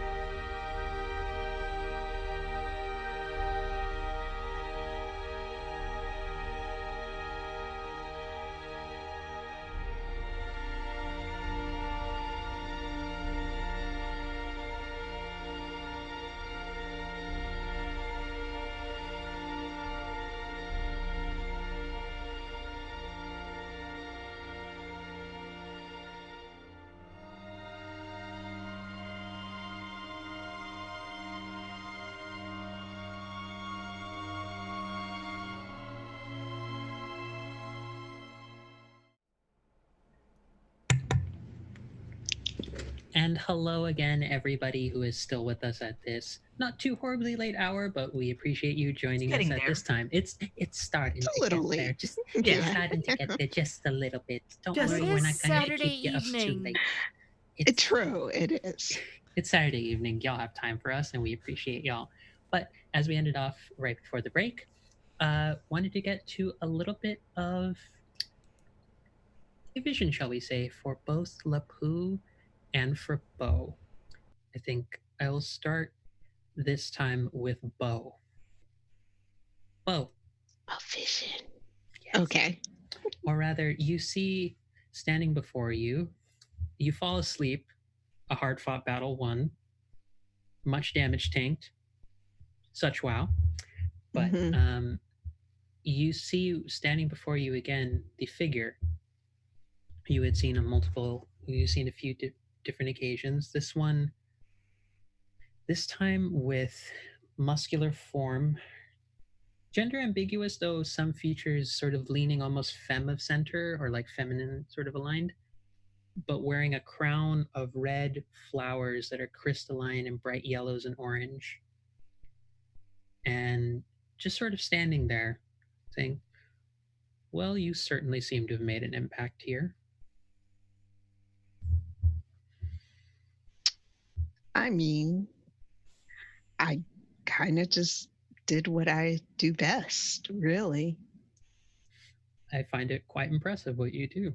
It is good to see such another warrior of such fine fighting caliber. That's a nice compliment, I suppose.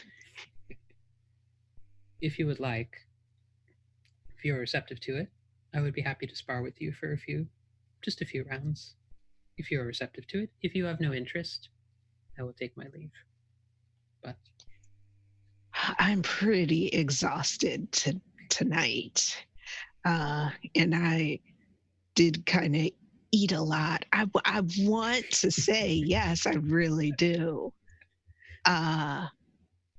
You know what? What the heck? Let's go. Okay. So, Bo, you have both of your. It will not. This will just be. I will let you decide. However, you would like to try and combat this individual. They seem ready in a fighting stance, just with their fists. Mhm.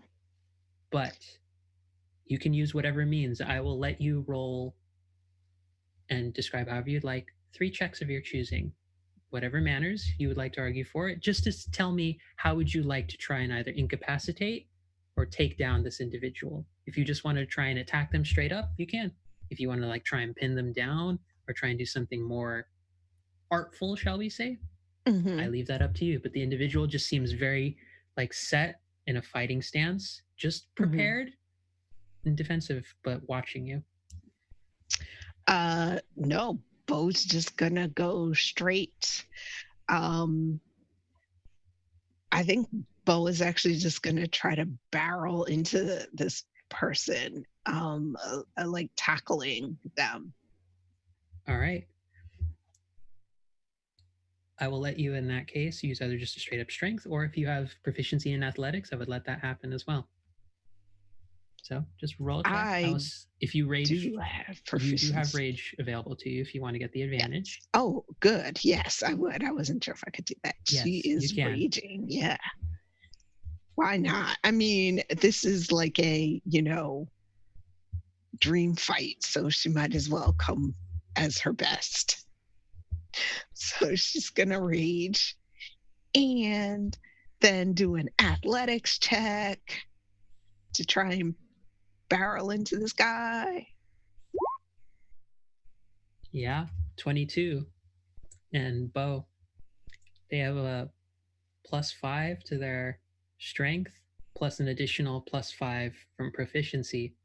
So you try and barrel in, and the individual just like tanks it and like catches you by the hands and just shoves you back, but is like thoroughly impressed. And it's just like, all right, try it again. See what else you got.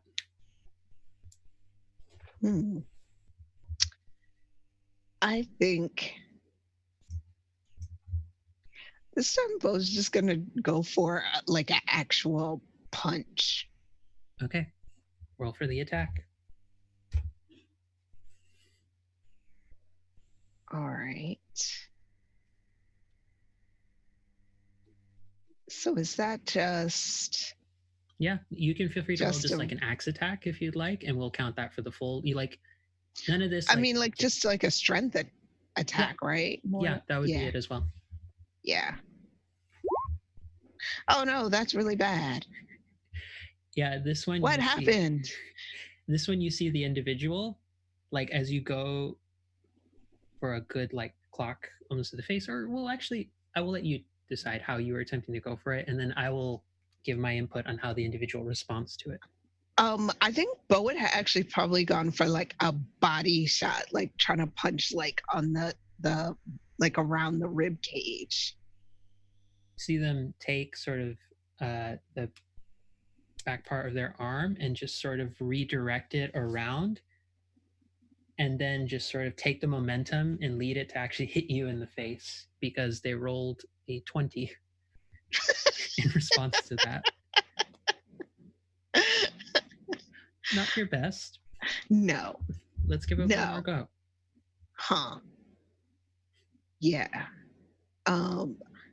Bo is actually pretty upset right now.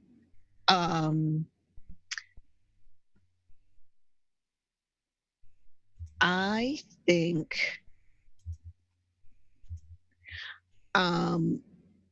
Bo's gonna go for the like trying to grapple again. Okay. Go for the athletics check. Once again, you have advantage. Okay. Bo, I rolled a 12 plus 10, 22.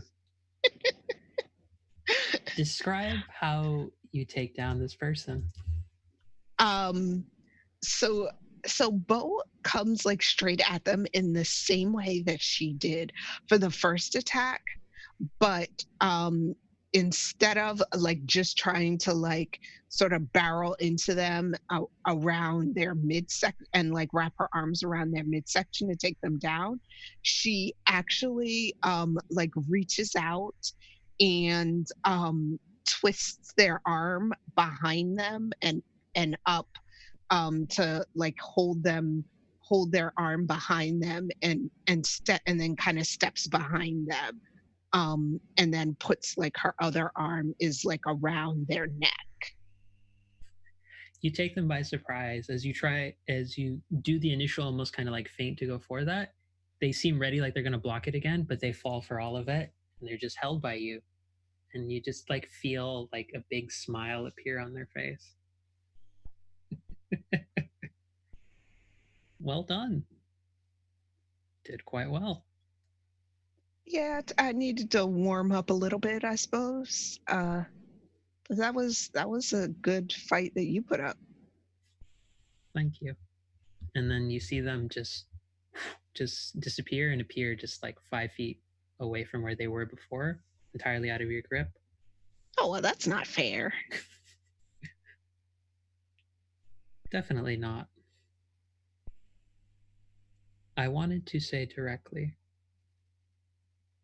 thank you for what you have done, or the impact I believe you will have here. I don't imagine you are much of the religious type. Do I have that right? Yeah, it's not for me. That's perfectly fair. I would never. I think whatever the gods have in store for any of us, for any other mortal beings who walk the material plane, I think it only fitting you, should you ever come to this, it is by your own volition and not by my direct interference. And so I apologize for the rather intruding nature of this conversation. But again, I want to thank you for making this region more safer than you realize. Can I ask what your name is, since you seem to know who I am? I have had many names. Throughout the years, many have known me through various monikers. The one that is most common to now is I am the Warden of Strength and Courage.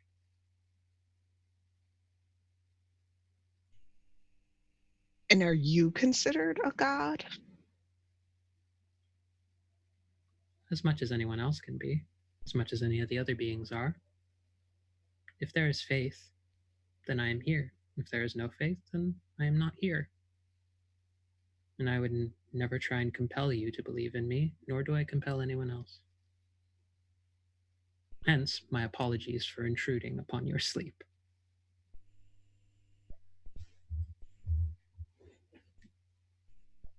Fair enough. But again, as part of my thanks, and just sort of holds up both of their hands to the crown and sort of takes out a section of the red crystalline flowers, and you see in front of you appear the long sword that Mathura once wielded. I think a different weapon for you. And you see a pair of lightning fueled hand axes, akin to the ones you wielded before. These are for you. And Bo smiles and reaches for them. Like, she's definitely trying to play it a bit cool. But like, yeah, she wants those axes. Take them and use them as you will. And as my last blessing, holds out a hand, and you feel this just burst of sort of electrical energy just course through your body, but not painful. You suddenly feel a connection to all of the volcanic rock and terrain that has been here throughout Chantico. You feel every element of the land's breath heaving just very slowly in and out, the warmth of it, the chills that pass through it on a winter night. And you have gained your level in Druid as part of Cord's blessing. Yay! Dun, dun, dun, dun, dun. I wish you luck in whatever you do, and know that the Warden thanks you for what you have done. So, Bo's gonna nod. and with full respect to you, sort of saluting you in a manner that you've only ever seen people from your contingent, or whatever your particular military history would be, whatever salute of respect or dignity was given, Cord shares it and does a full, in addition to that, a full bow of respect, very much acknowledging you as an equal. And then the dream ends. You waken just for a moment, and you see your hand axes replaced with I believe it was the Warden's Oathbreakers magic item that I created for you. So for anyone watching on stream, this is a personalized magic item I gave Bo, +1 magic hand axes that build off of her rage for how much damage she takes to create storm pulses to add additional lightning or thunder damage, her choice. So, fun little item I decided to come up with for Bo. Can we see that item by any chance? Is there a handout or? Yeah, yes, I have it somewhere. I sent the message to Bo directly, but I will put it directly in the chat once I think I said this off stream in the last game, but I was just like, Mjolnir has got nothing on these axes. Yeah. Yes. Kinda. Very rock and very metal, like Very metal. Yes. Yes. Yeah, I'll put it in the Roll20 chat, and then I'll put it in the group, the Zoom chat as well. But so Okay. you're able to see, because it's a Gotcha. long ass post. But it's Mhm. basically you'll these see the Wardens. bottom end of it. Yeah, we will avoid Right. that in that case. But I'll put it in the Zoom chat So for folks to badass. see. But this is Oh yeah, sorry chat. I guess you can only see part of it. yeah. Wah, wah. But Just essentially, kidding. Bo gets the ability after taking damage per turn or damage they prevent on an ally with her Barbarian ability to just basically build up charges of storm energy from Cord Darkord's Blessing to then release on a follow-up attack, or cast a modified version of Shatter that only has a range of 30 feet, but you can designate any allies caught in the area to be safe.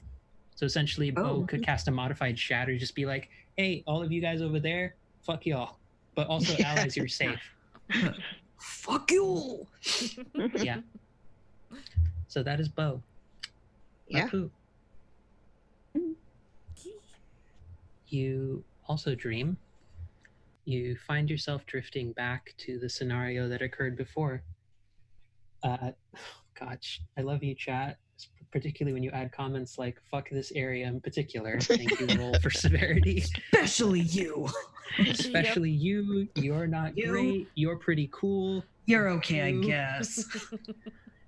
But Lapu, you find yourself drifting back to those moments, to the sort of vision and dreams that you had of the past glimpses of Chantico. And I would like for you, just in the chat, to roll me a d4.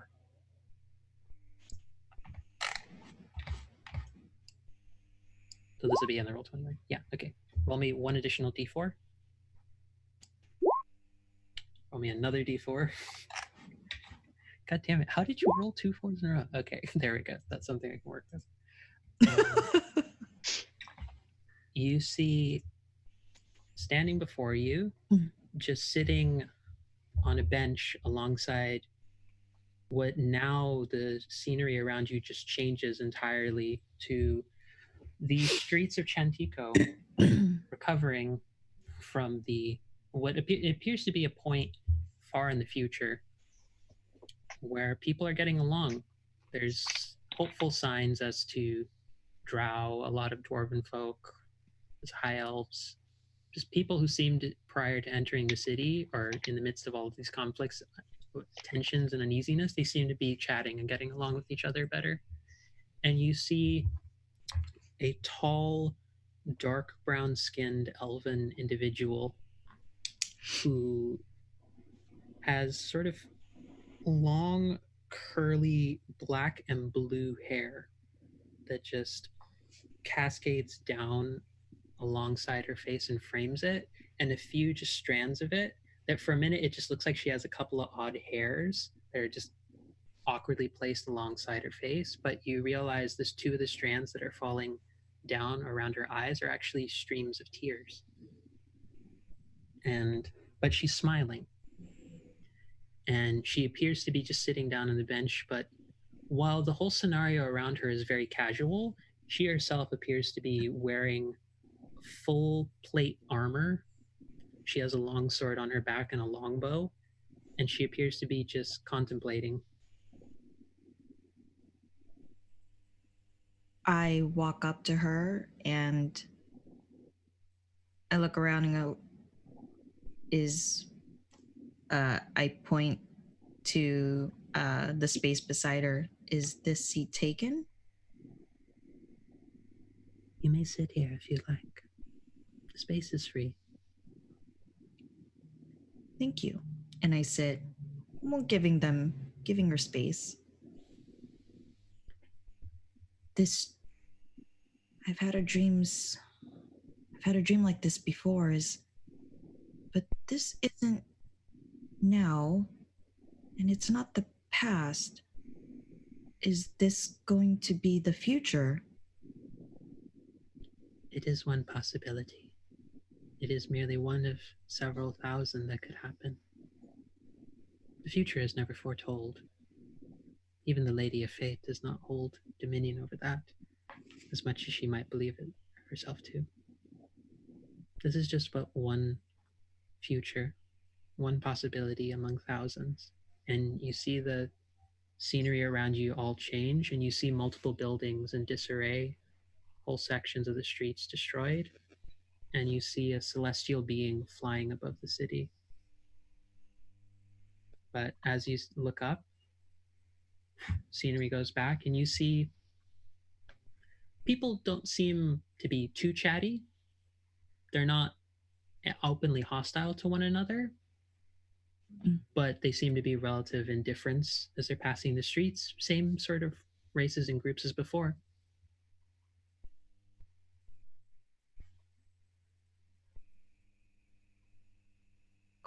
When is this? What? Again, this is merely another possibility. Disarray, utopia, all of these terms, all of these frames of viewing the world, they are possibilities. And for those of us who care about the world, those who inhabit it, or perhaps in your case, the land that we all inhabit, it is our duty to take note of what is happening and do our best to change what possibilities may happen.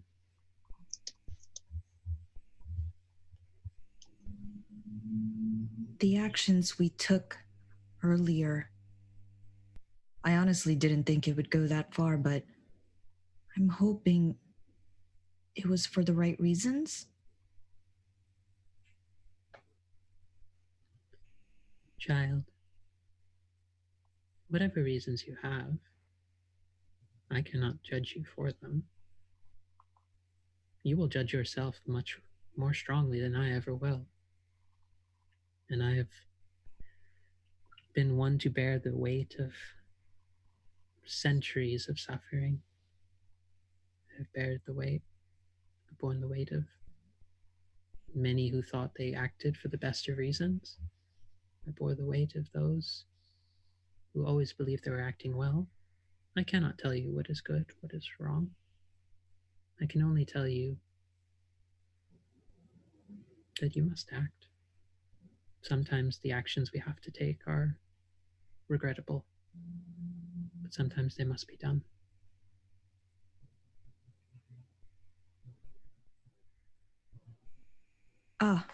I'm sorry. I think Lapui just finally realizes that her face that there are tears. I'm so sorry. I was just asking random questions.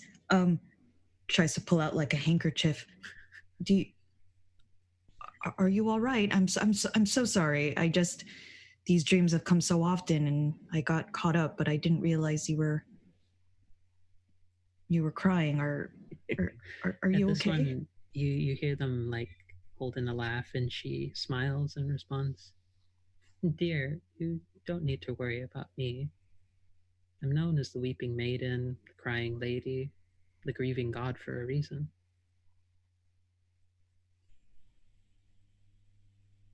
You spoke to my mother earlier, and she told you that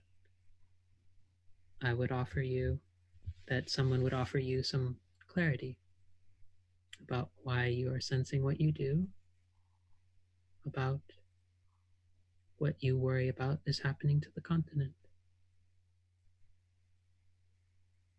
Ask me what you will. I can give you what answers I have.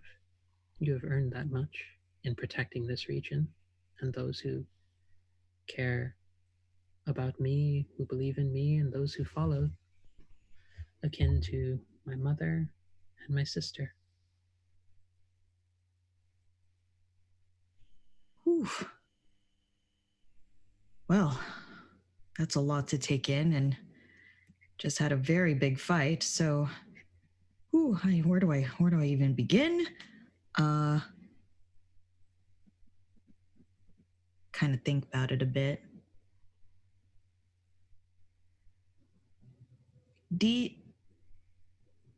What my companions discovered about this cult and this vessels, does this have anything to do with what's been going on with the land?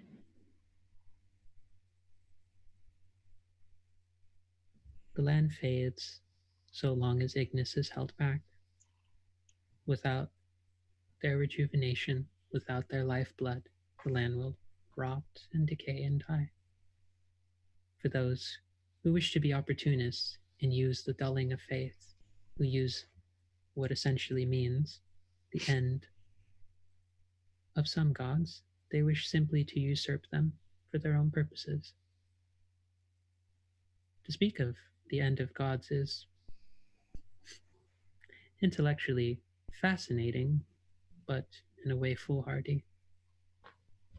The lifeblood of every god is among the plains, among Agni, and it comes from Ignis. To usurp them is to merely throw that lifeblood to something else. That energy, that force must always go somewhere. And I, at least, do not claim to have ever been a perfect god. I have at times failed my elven people. I have failed you, my sweet, wonderful furbalks who have been our kin. But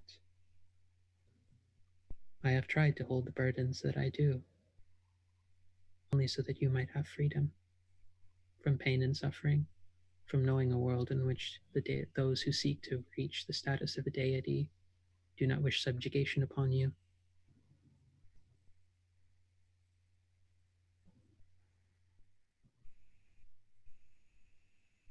I left the monastery so I can find more about Ignis.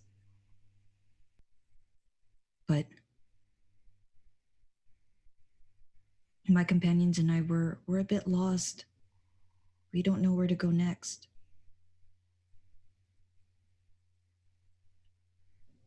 Can you give me a hint?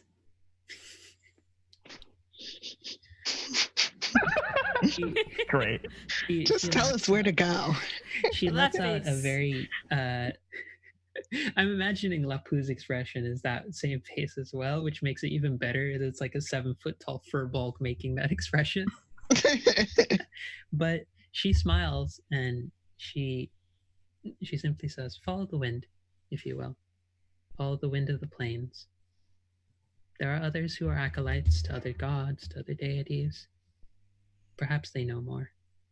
From what I understand, there is one who seemed to have lost faith in the Divine One and now has taken it upon themselves to spread their grief upon the prime material plane. They believe many of you to be lost or not worth the trouble.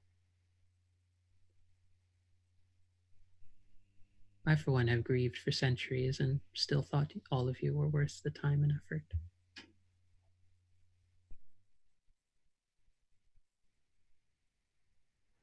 Well, I thank you for that. Does this person have a name? Their name is Tersem. Terson. Terson.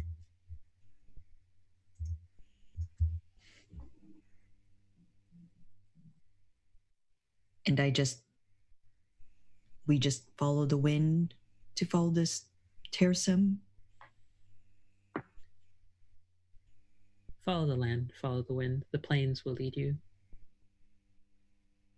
I suppose the best way of putting it is back home, for your home may very well be the next site they search for.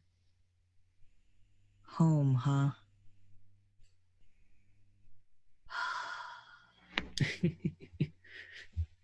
I imagine that answer is not comforting to you, given your expression. Not exactly, but it is what it is.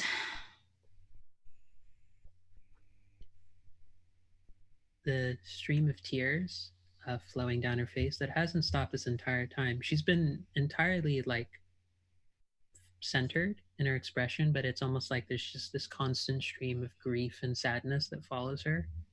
But the streams flow down her face, and she takes her hands, cups the side of it, and spreads it outwards until she forms a quarterstaff in her hands. Whatever grief you abate for others of the land, I trust you will do so with whatever intentions you see are right. Whatever burdens you bear, I wish you luck, and I give you this token of thanks from my mother, from myself, and from Cord. And you have gained access to the Stormweaver.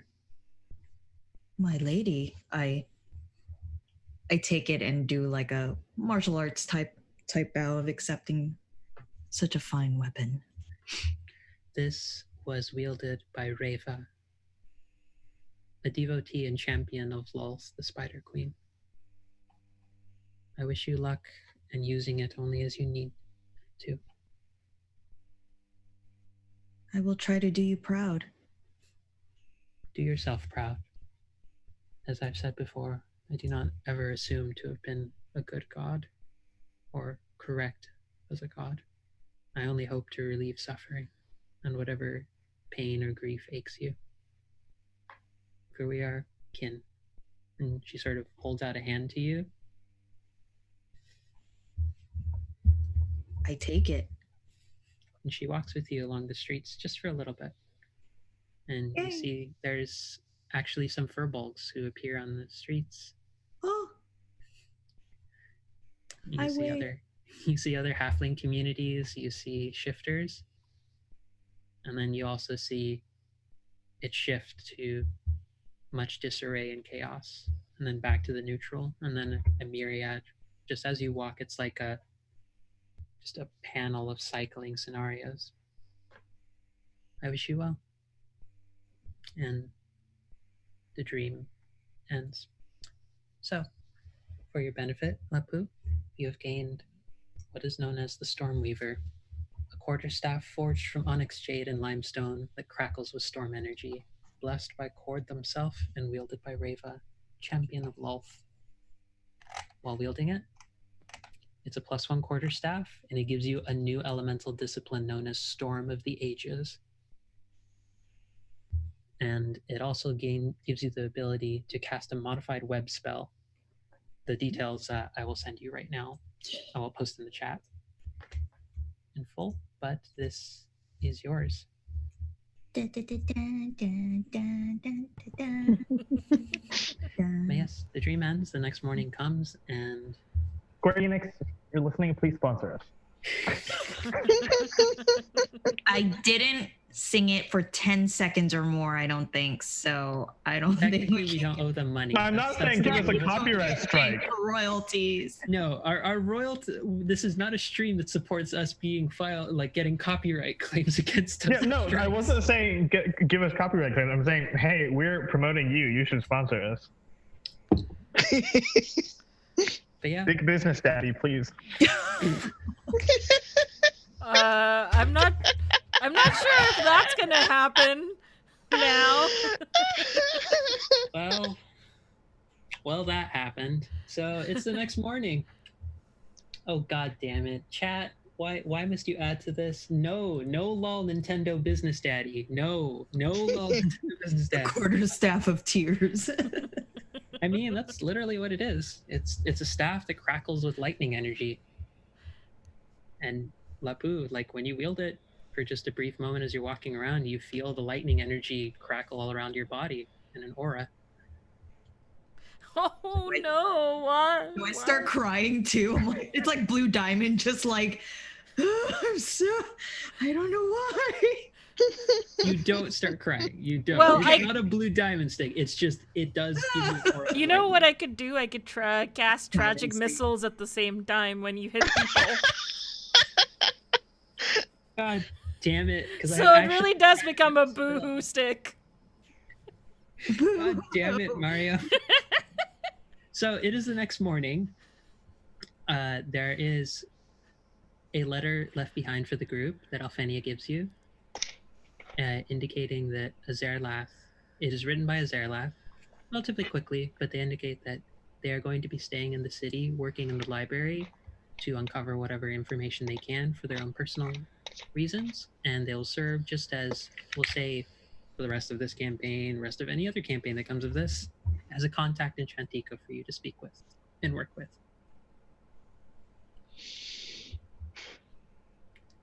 But yes, also waiting for you in the dining room is Gloria and Sayana as well.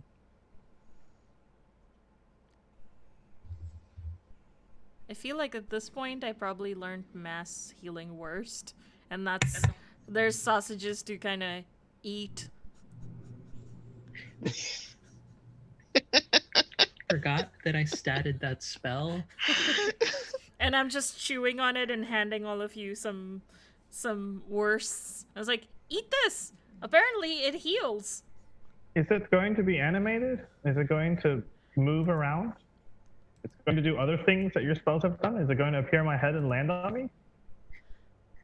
Is it going to summon a bear? Nope. Oh, but it Why does didn't you smack you lead in with the that head. question? It does smack you in the head, though. Ooh, neat. Does it? So for our viewers' benefit who can't see all of this, this is among the joke spells that our community submitted names to me to give to the party in the joke spell book. I have actually statted a majority of these joke spells that Dee Dee has so far transcribed. So good. Essentially, it's a healing word substitute that has to be something that an individual actually eats, but it can target more people. It's still a bonus action, and the healing will increase. It works basically the same way as mass healing word at base does. It's just an actual edible good that can be eaten and enjoyed if need be. And while transcribing the spell, I didn't make vegetarian versions, but now that I know the spell, depending on how, if I cast it later. It's like very wonderfully seasoned, whatever your vegetarian meat substitute is for the vegetarians in the group. It's magic. It's joke myconoid. Oh god. I didn't think about that possibility. Damn it. Okay, so you are all eating mass healing first, should you choose to partake in it, and Gloria and Sayana are just there, waiting to chat with you. Would you like to try this? I have 2 samples left. Curious?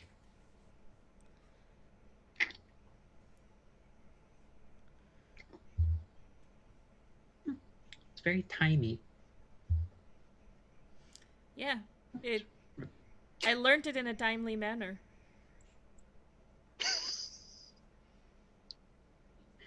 There's like Sayana next to Gloria is like holding back a fit of laughter, and Gloria just has like a very stern like. You're basically just getting the Marge Simpson harumph noises from Gloria, while Sayana's just sort of like laughing her ass off.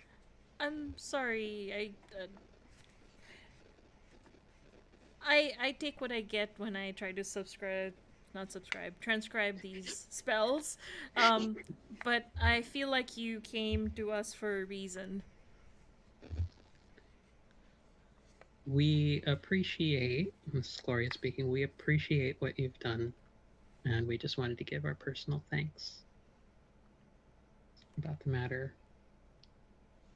We have been trying to attend to this situation with Mathura for a little while now. We would have preferred it not come to these lengths, but we will look at this as a net positive as best we can.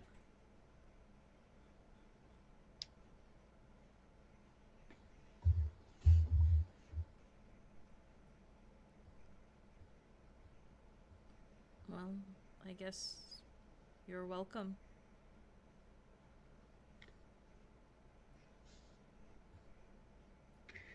Sayana, who's like, there's like a beat of like it's getting too serious, so Sayana just kind of chimes in.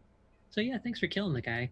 It kind of made things a lot easier. Like, I don't want to say like that's a good thing, because randomly just killing someone's never really a good thing, but makes our job a lot easier trying to solve this, because now it just becomes about patching up things, and honestly that's a lot harder but a lot more long-term small work that we could handle, instead of trying to figure out how to point out a lot of bad things about one guy.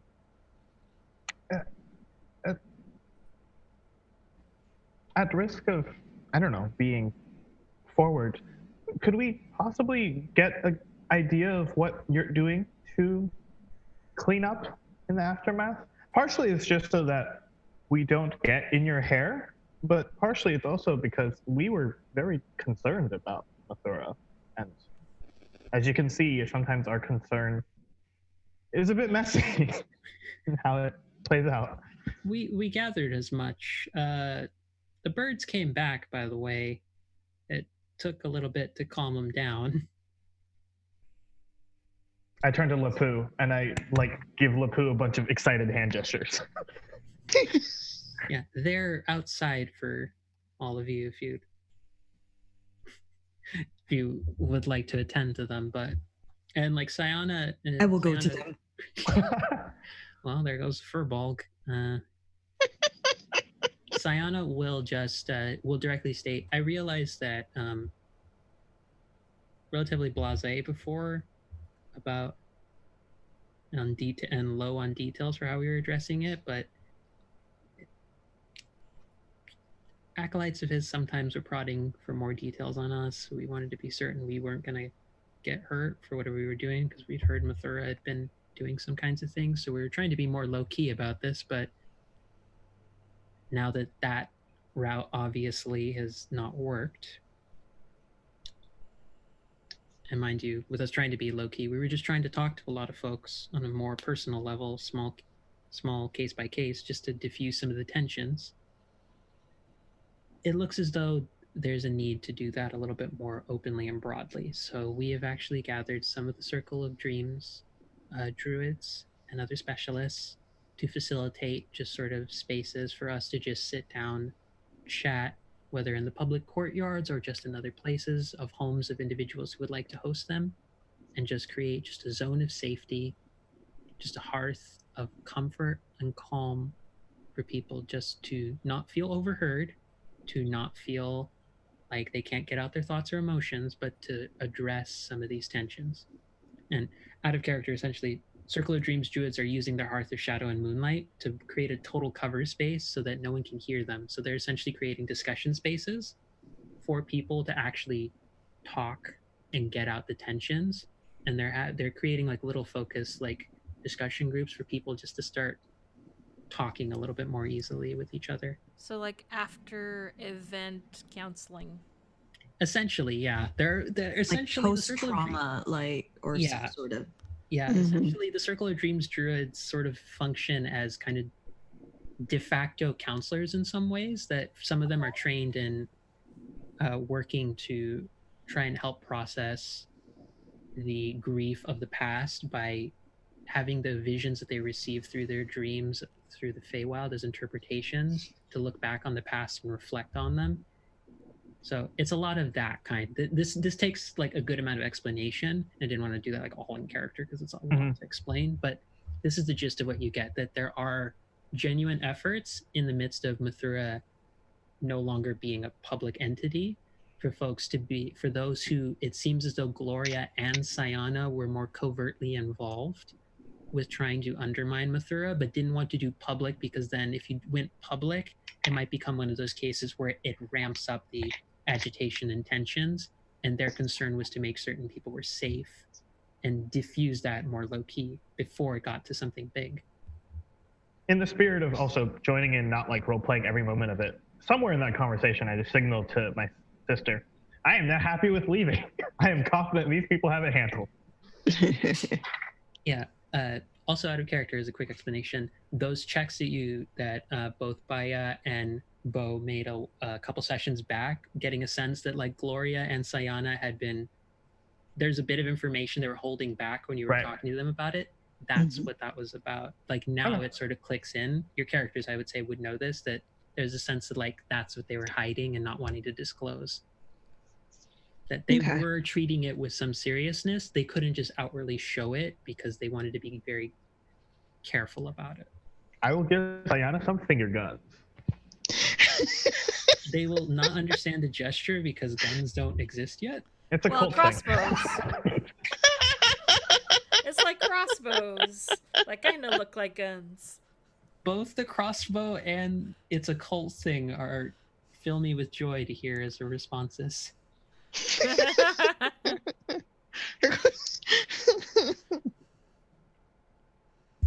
But yeah, as it stands, they promise you all They both say thanks, but they promise you to try and take care of the, for lack of a better term, the mess that's been left by Mathura and that situation as best they can. And if you need a place of respite or comfort to return to, there will be home for you in Chantico. So do we want to see if any, like, I would think that the rest of today, at least for Didi, would be spent on sort of sending, either sending if possible, or just sending a mail to the first kiln saying there's certain, to the warlock specialist specifically, their name, like something in their name of, I have some concerns, and I try to code it the best I can in terms of, like, I don't, you know, remember the discussions we had prior to me leaving abruptly? I have more information, like, sort of framing it in that sense. And I was wondering if you could share anything more with me, or if you would prefer me to come there personally and other things, like, in a very similar manner.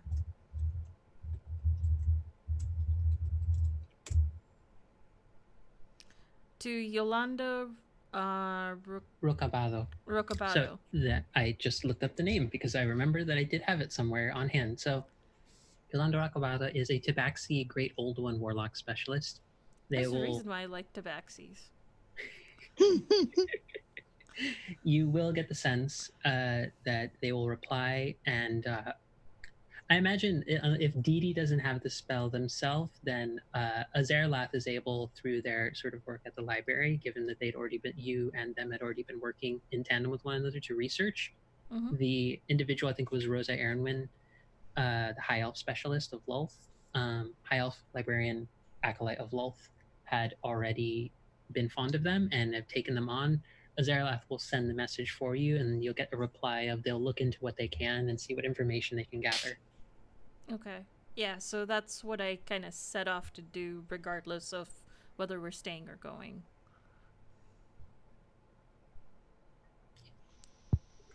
And I say, well, when we're ready to leave, where do we want to go? Do we want to continue to the locations we wanted to discover, maybe go west?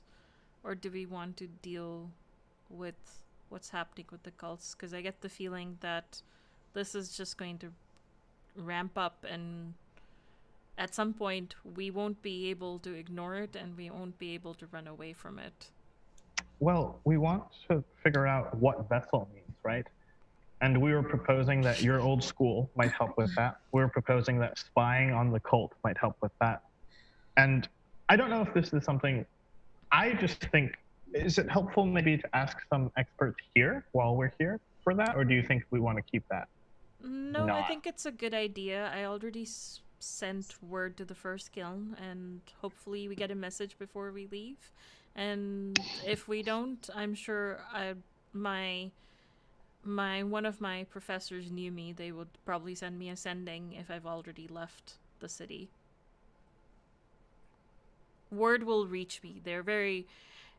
I know that the first kiln is good and knows how to get a hold of me, even if I'm not in a town. I'm glad that our cult is not as competent as the first kiln.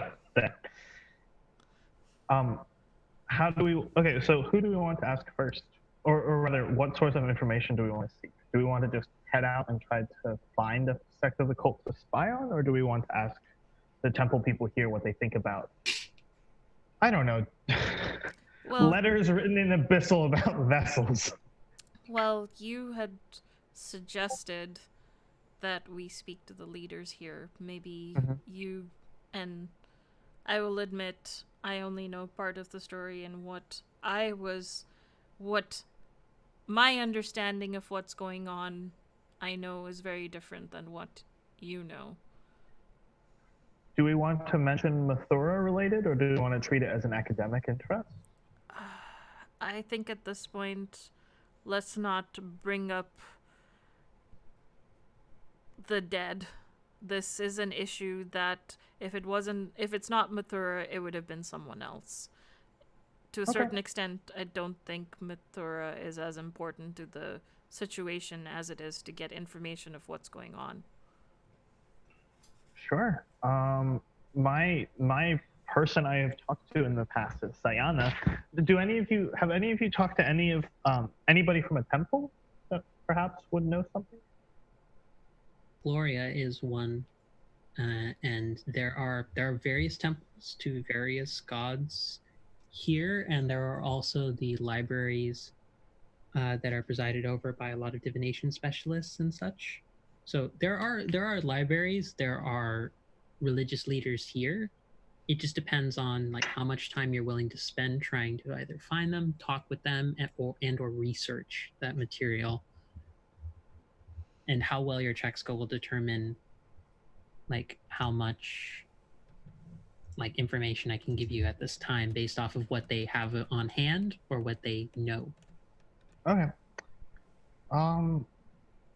Okay, so then I think maybe I should go to Gloria first.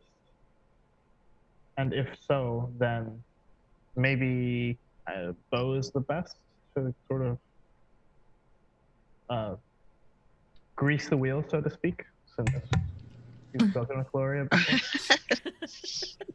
Okay. It's those wheels, Bo. Sure. Grease it. Grease it well. Yeah, I guess so. I mean, I'm not sure how, I just want an introduction. That's all that meant. okay. It's clear you're thinking about this a lot, and that worries me. I was like, I'm not gonna be able to say it. I'm gonna frown. I was like, I don't know. Is this supposed to be like a persuasion thing, or just like I'm not sure? I have not met them. You have. So it's all. That's You all. just met them. They literally just delivered the news to all of you. It wasn't just like, oh, they told Dee Dee. All of you were there. Sure, but you have interacted with them in a manner related to the city's welfare. Okay, yeah, that's fine. I will go. Is this something we're doing right now? Well, you guys can come along if you want, unless you have something that you want. I was probably with Azerlat at the library getting that sending done, so that's probably what I was doing. Yeah, I left a while back with the birds, so yeah. You're still out. You're outside with the birds. Yep. You also I'm out with the birds. I go outside and ask Lapu if they would like to come. What? Wait, what? Where? Would you like to go and with us? We're informing them about the letter and seeing if they have any information for us about what the vessels are, and maybe you want to hear firsthand rather than me telling you later. I don't know. Oh, yes. I'll just say goodbye real quick, and I'll catch up. Cool. Okay. Where's the temple, though? I don't actually know. I know they came from that direction, but I was like trying to get like a lot of like the most sensible like questions and directives done, but also doesn't have the actual means or connections to do said things. Yeah. I'm realizing that like now, like it's just hitting me like, oh wait, he's doing sensible things. He's asking somewhat obvious things because he hasn't actually made all of these connections across town yet. This is amazing. Yeah. Help. Help. Help me. Help me. I will pull at whatever clothing you're wearing, like a little child pulling out a sleeve, and like, help. Okay. I know an urban planner a bit better than everybody else. And that's it. Okay. For the sake of brevity, to get a like collective sense of what you are able to pull together, are you spending the day researching this, or just to be clear on what you're doing first of all, are you like all spending a day like talking to people and researching into this matter before you carry on forward? Yeah, like what do y'all think evil cult is doing with vessels that they're gathering in like the plains of Rudra? We're just interested academically, I swear. Okay. Yeah, I mean, like both along for the ride. She doesn't have any particular like questions or whatnot that she wants answered. I think this is all Baya, really. Yeah. Okay, Baya. You don't want to ask how you can most effectively crush cultists? I think she knows I just pretty much. yeah. Cultists. Like you're asking her for like if it's like, oh hey, how do we get rid of these people? Then Bo is like, I got 2 axes here. Nazi Mjolnir, like he's gonna rock out, man. Do you not see double hand axe Mjolnir here? Yeah. So I've got my I'm really sad Aleta is not with us because they'd be really inquisitive and nobody else is anymore. Exactly. Okay, so I think like Bo's. I will say that Bo did have an interest in the chord, the aspect of it, like how they are. I guess like why these people are so ready to worship chord and do all of these things, and whether they are kind of all like bellicose, or is that more something that happens once they become a worshiper of chord? Like which of those comes first, wanting to be so like fighty, or is it really the chord aspect of it that turns them into that? So I will say, Baya, roll me a persuasion check, and Bo as well, or one of you, both of you roll separately, or one of you give advantage to the other. I mean, my persuasion is not great. Remember how that turned out before?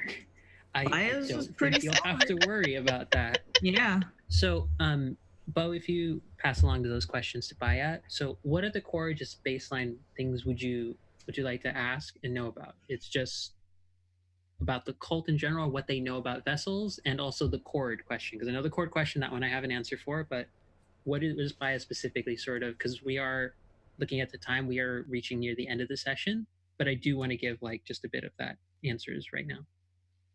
Also, you're muted. Hi. Sorry about that. I'm normally better about this. Okay, anyway, do people think that the vessels are a long-term project, or does this sound like an immediate sacrifice? That's what I want to know. What you will get probably from speaking with not just Gloria, you'll get the chord answers from. Gloria will direct you to someone of Chantea and another of Saloon, who will speak to having some more of the historical documents in terms of life related events, life meaning like major events that have impacted the populations as opposed to the terrain or the architectures and stuff, because different specialists and historians will focus on different matters. A lot of them will be art related, a lot of them will be about the terrain, but some will be more specifically what's happened to people. Those 2 specialists will tell you that for the most part, because you rolled so high, I'll say this applies as well to sort of investigation as well. This reminds them very distinctly of far back, way back, like we're talking like tiefling rebellions back in the history, which is quite a substantial amount of time back. Some of the first creations to take hold of the abyss, the demon lords, and some of those who became later like heads of the 9 hells, were summoned by Asmodeus by taking very devoted acolytes of Asmodeus and treating them as an anchor point for his divine power that eventually gained sort of its own sentience, and they sort of gained a point of agency similar to the tieflings that he created, and emerged as sort of a deific status. In the hopes of trying to create his own generals and lieutenants, he inadvertently created a lot of his own problems. This is essentially a micromanager of a giant, fiendish and hellish bureaucracy that got way out of hand for him, and he's still trying to sort it out essentially. But you get the sense from what they've heard and read in the historical text, this sounds very akin to that. And the best answer I can give you is it's both. Some, the more powerful ones, could have been bred for purposes of creating a stronger fiend if it's done for a longer period of time. But there were also those, in a way, a lot of lesser fiends, both devils and demons, are in a way a manifestation of how those different devils, archdevils and demon lords have manifested their own will into other beings that have taken far less time. So Okay. essentially, you could create something over a long period of time that would be incredibly dangerous, or you could create something on a much more short term and it would still be like terrifyingly powerful, but it wouldn't be quite the level of a deific status. Gotcha. So that's your sort of answer you get, is that it's both. It could be long term, but the fact that it sounds like they're escalating depending on how detailed you are with the information, they give you a sense this is worrisome if that sort of work has been spotted here, because this is something that would have to have been taken a long time to do, but that it seems to be like the notes in the letter seem to asking for it to be happening more rapidly, suggests that they're going the short-term route, which is still terrifying, because even on the short-term route, you could get something almost as powerful as like a Glabrezu or a Garistro, or maybe in some cases a Baelor. Now, I don't think Baya necessarily knows what all of those creatures are, but you probably have enough sense that like bad thing. Right. So that's that answer to that question. To the cord question, Gloria will give you a sense of, sometimes you get very zealous people, obviously, who get attracted to it for the spectacle of it, but Gloria is in some ways a bit of an old timer when it comes to the faith, and that it's like it's never been about that. That those are the most public or loud members of the group does not indicate anything about the inherent nature of the faith. The structure of the city is to more encourage a more thoughtful approach to considering how violence can have a sort of community founding point for those who live in the region. But the point of it is never to actually go descend into spectacle. That there are those who enjoy that is an unfortunate consequence of trying to figure out how to make a community-based approach that also attends to people's personal interests. It's sort of the best way of putting it is like it's the tension between like, we want this to be a thing that helps ground the community, because this is in a way how a lot of people see the faith and how cord in some ways could be taught. But also some people are just showboaters as well, and they enjoy just fighting for the sake of being like, yes. So that's probably the best answer you would get about a lot of the cord stuff. Okay. Yeah, I think what Bo was really curious about with the cord stuff was sort of, I don't know if I put it clearly enough. It was more like,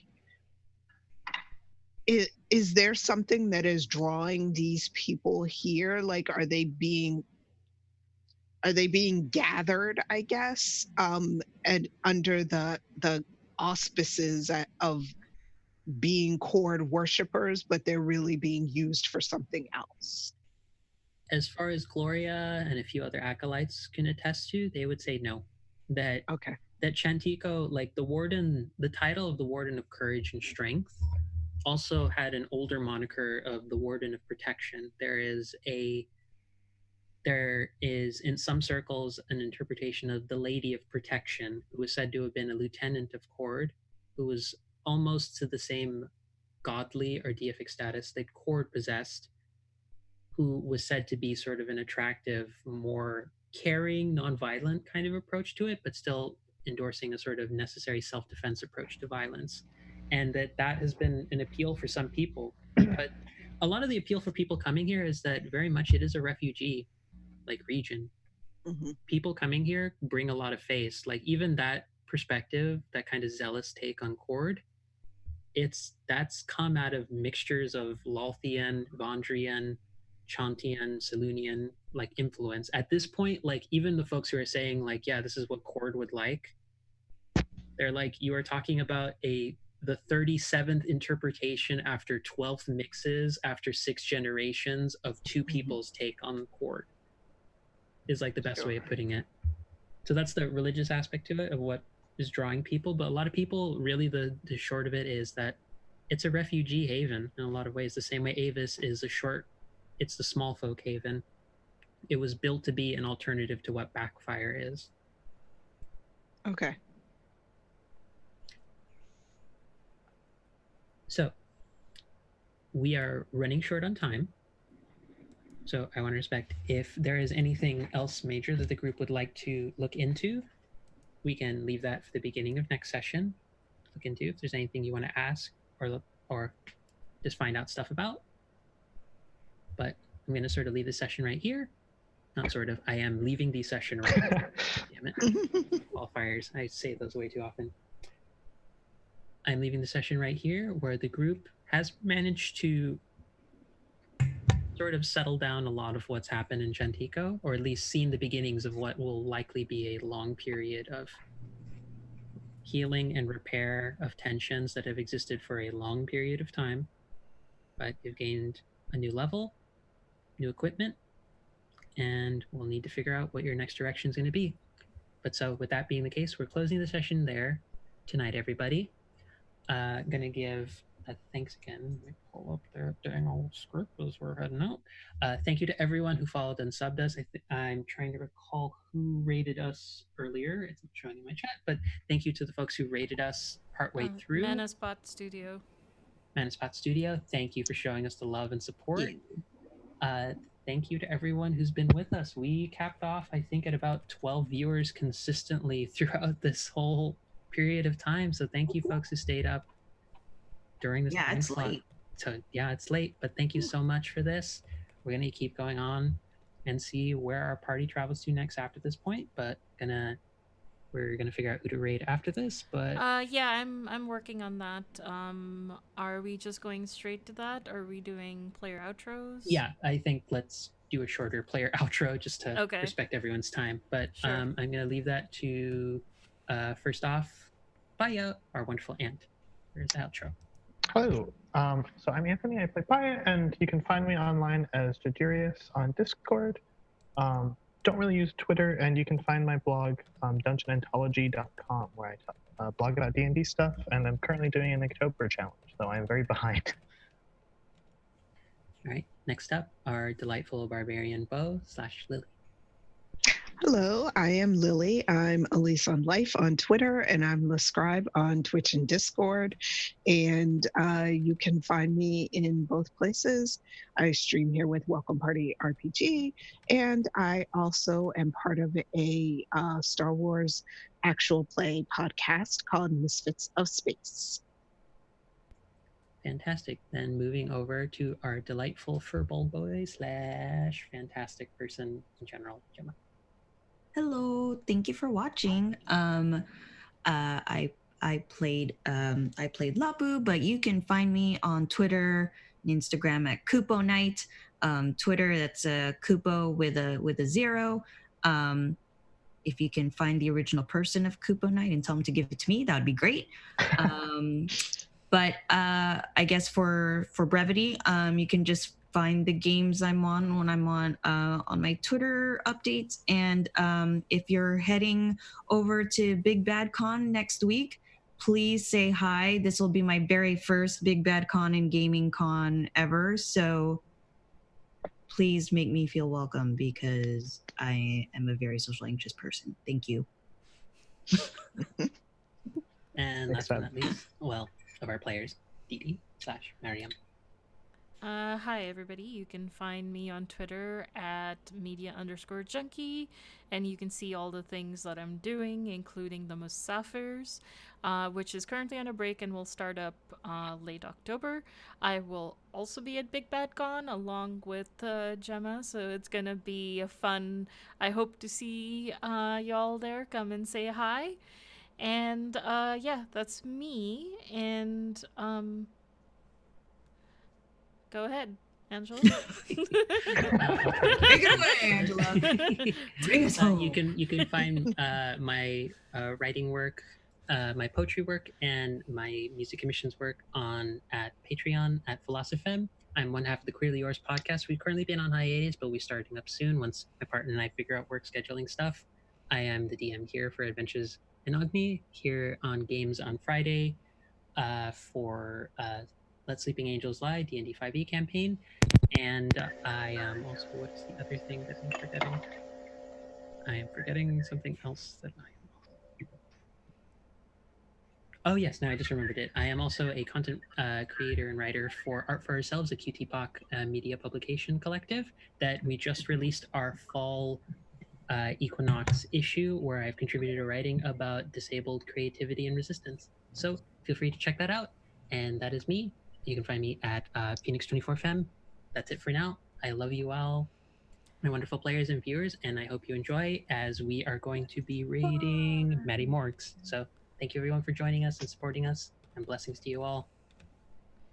Yeah, and don't forget, if you're joining our raid, to welcome to the raid and emote. Get those raid buttons or whatever you use and go, yeah.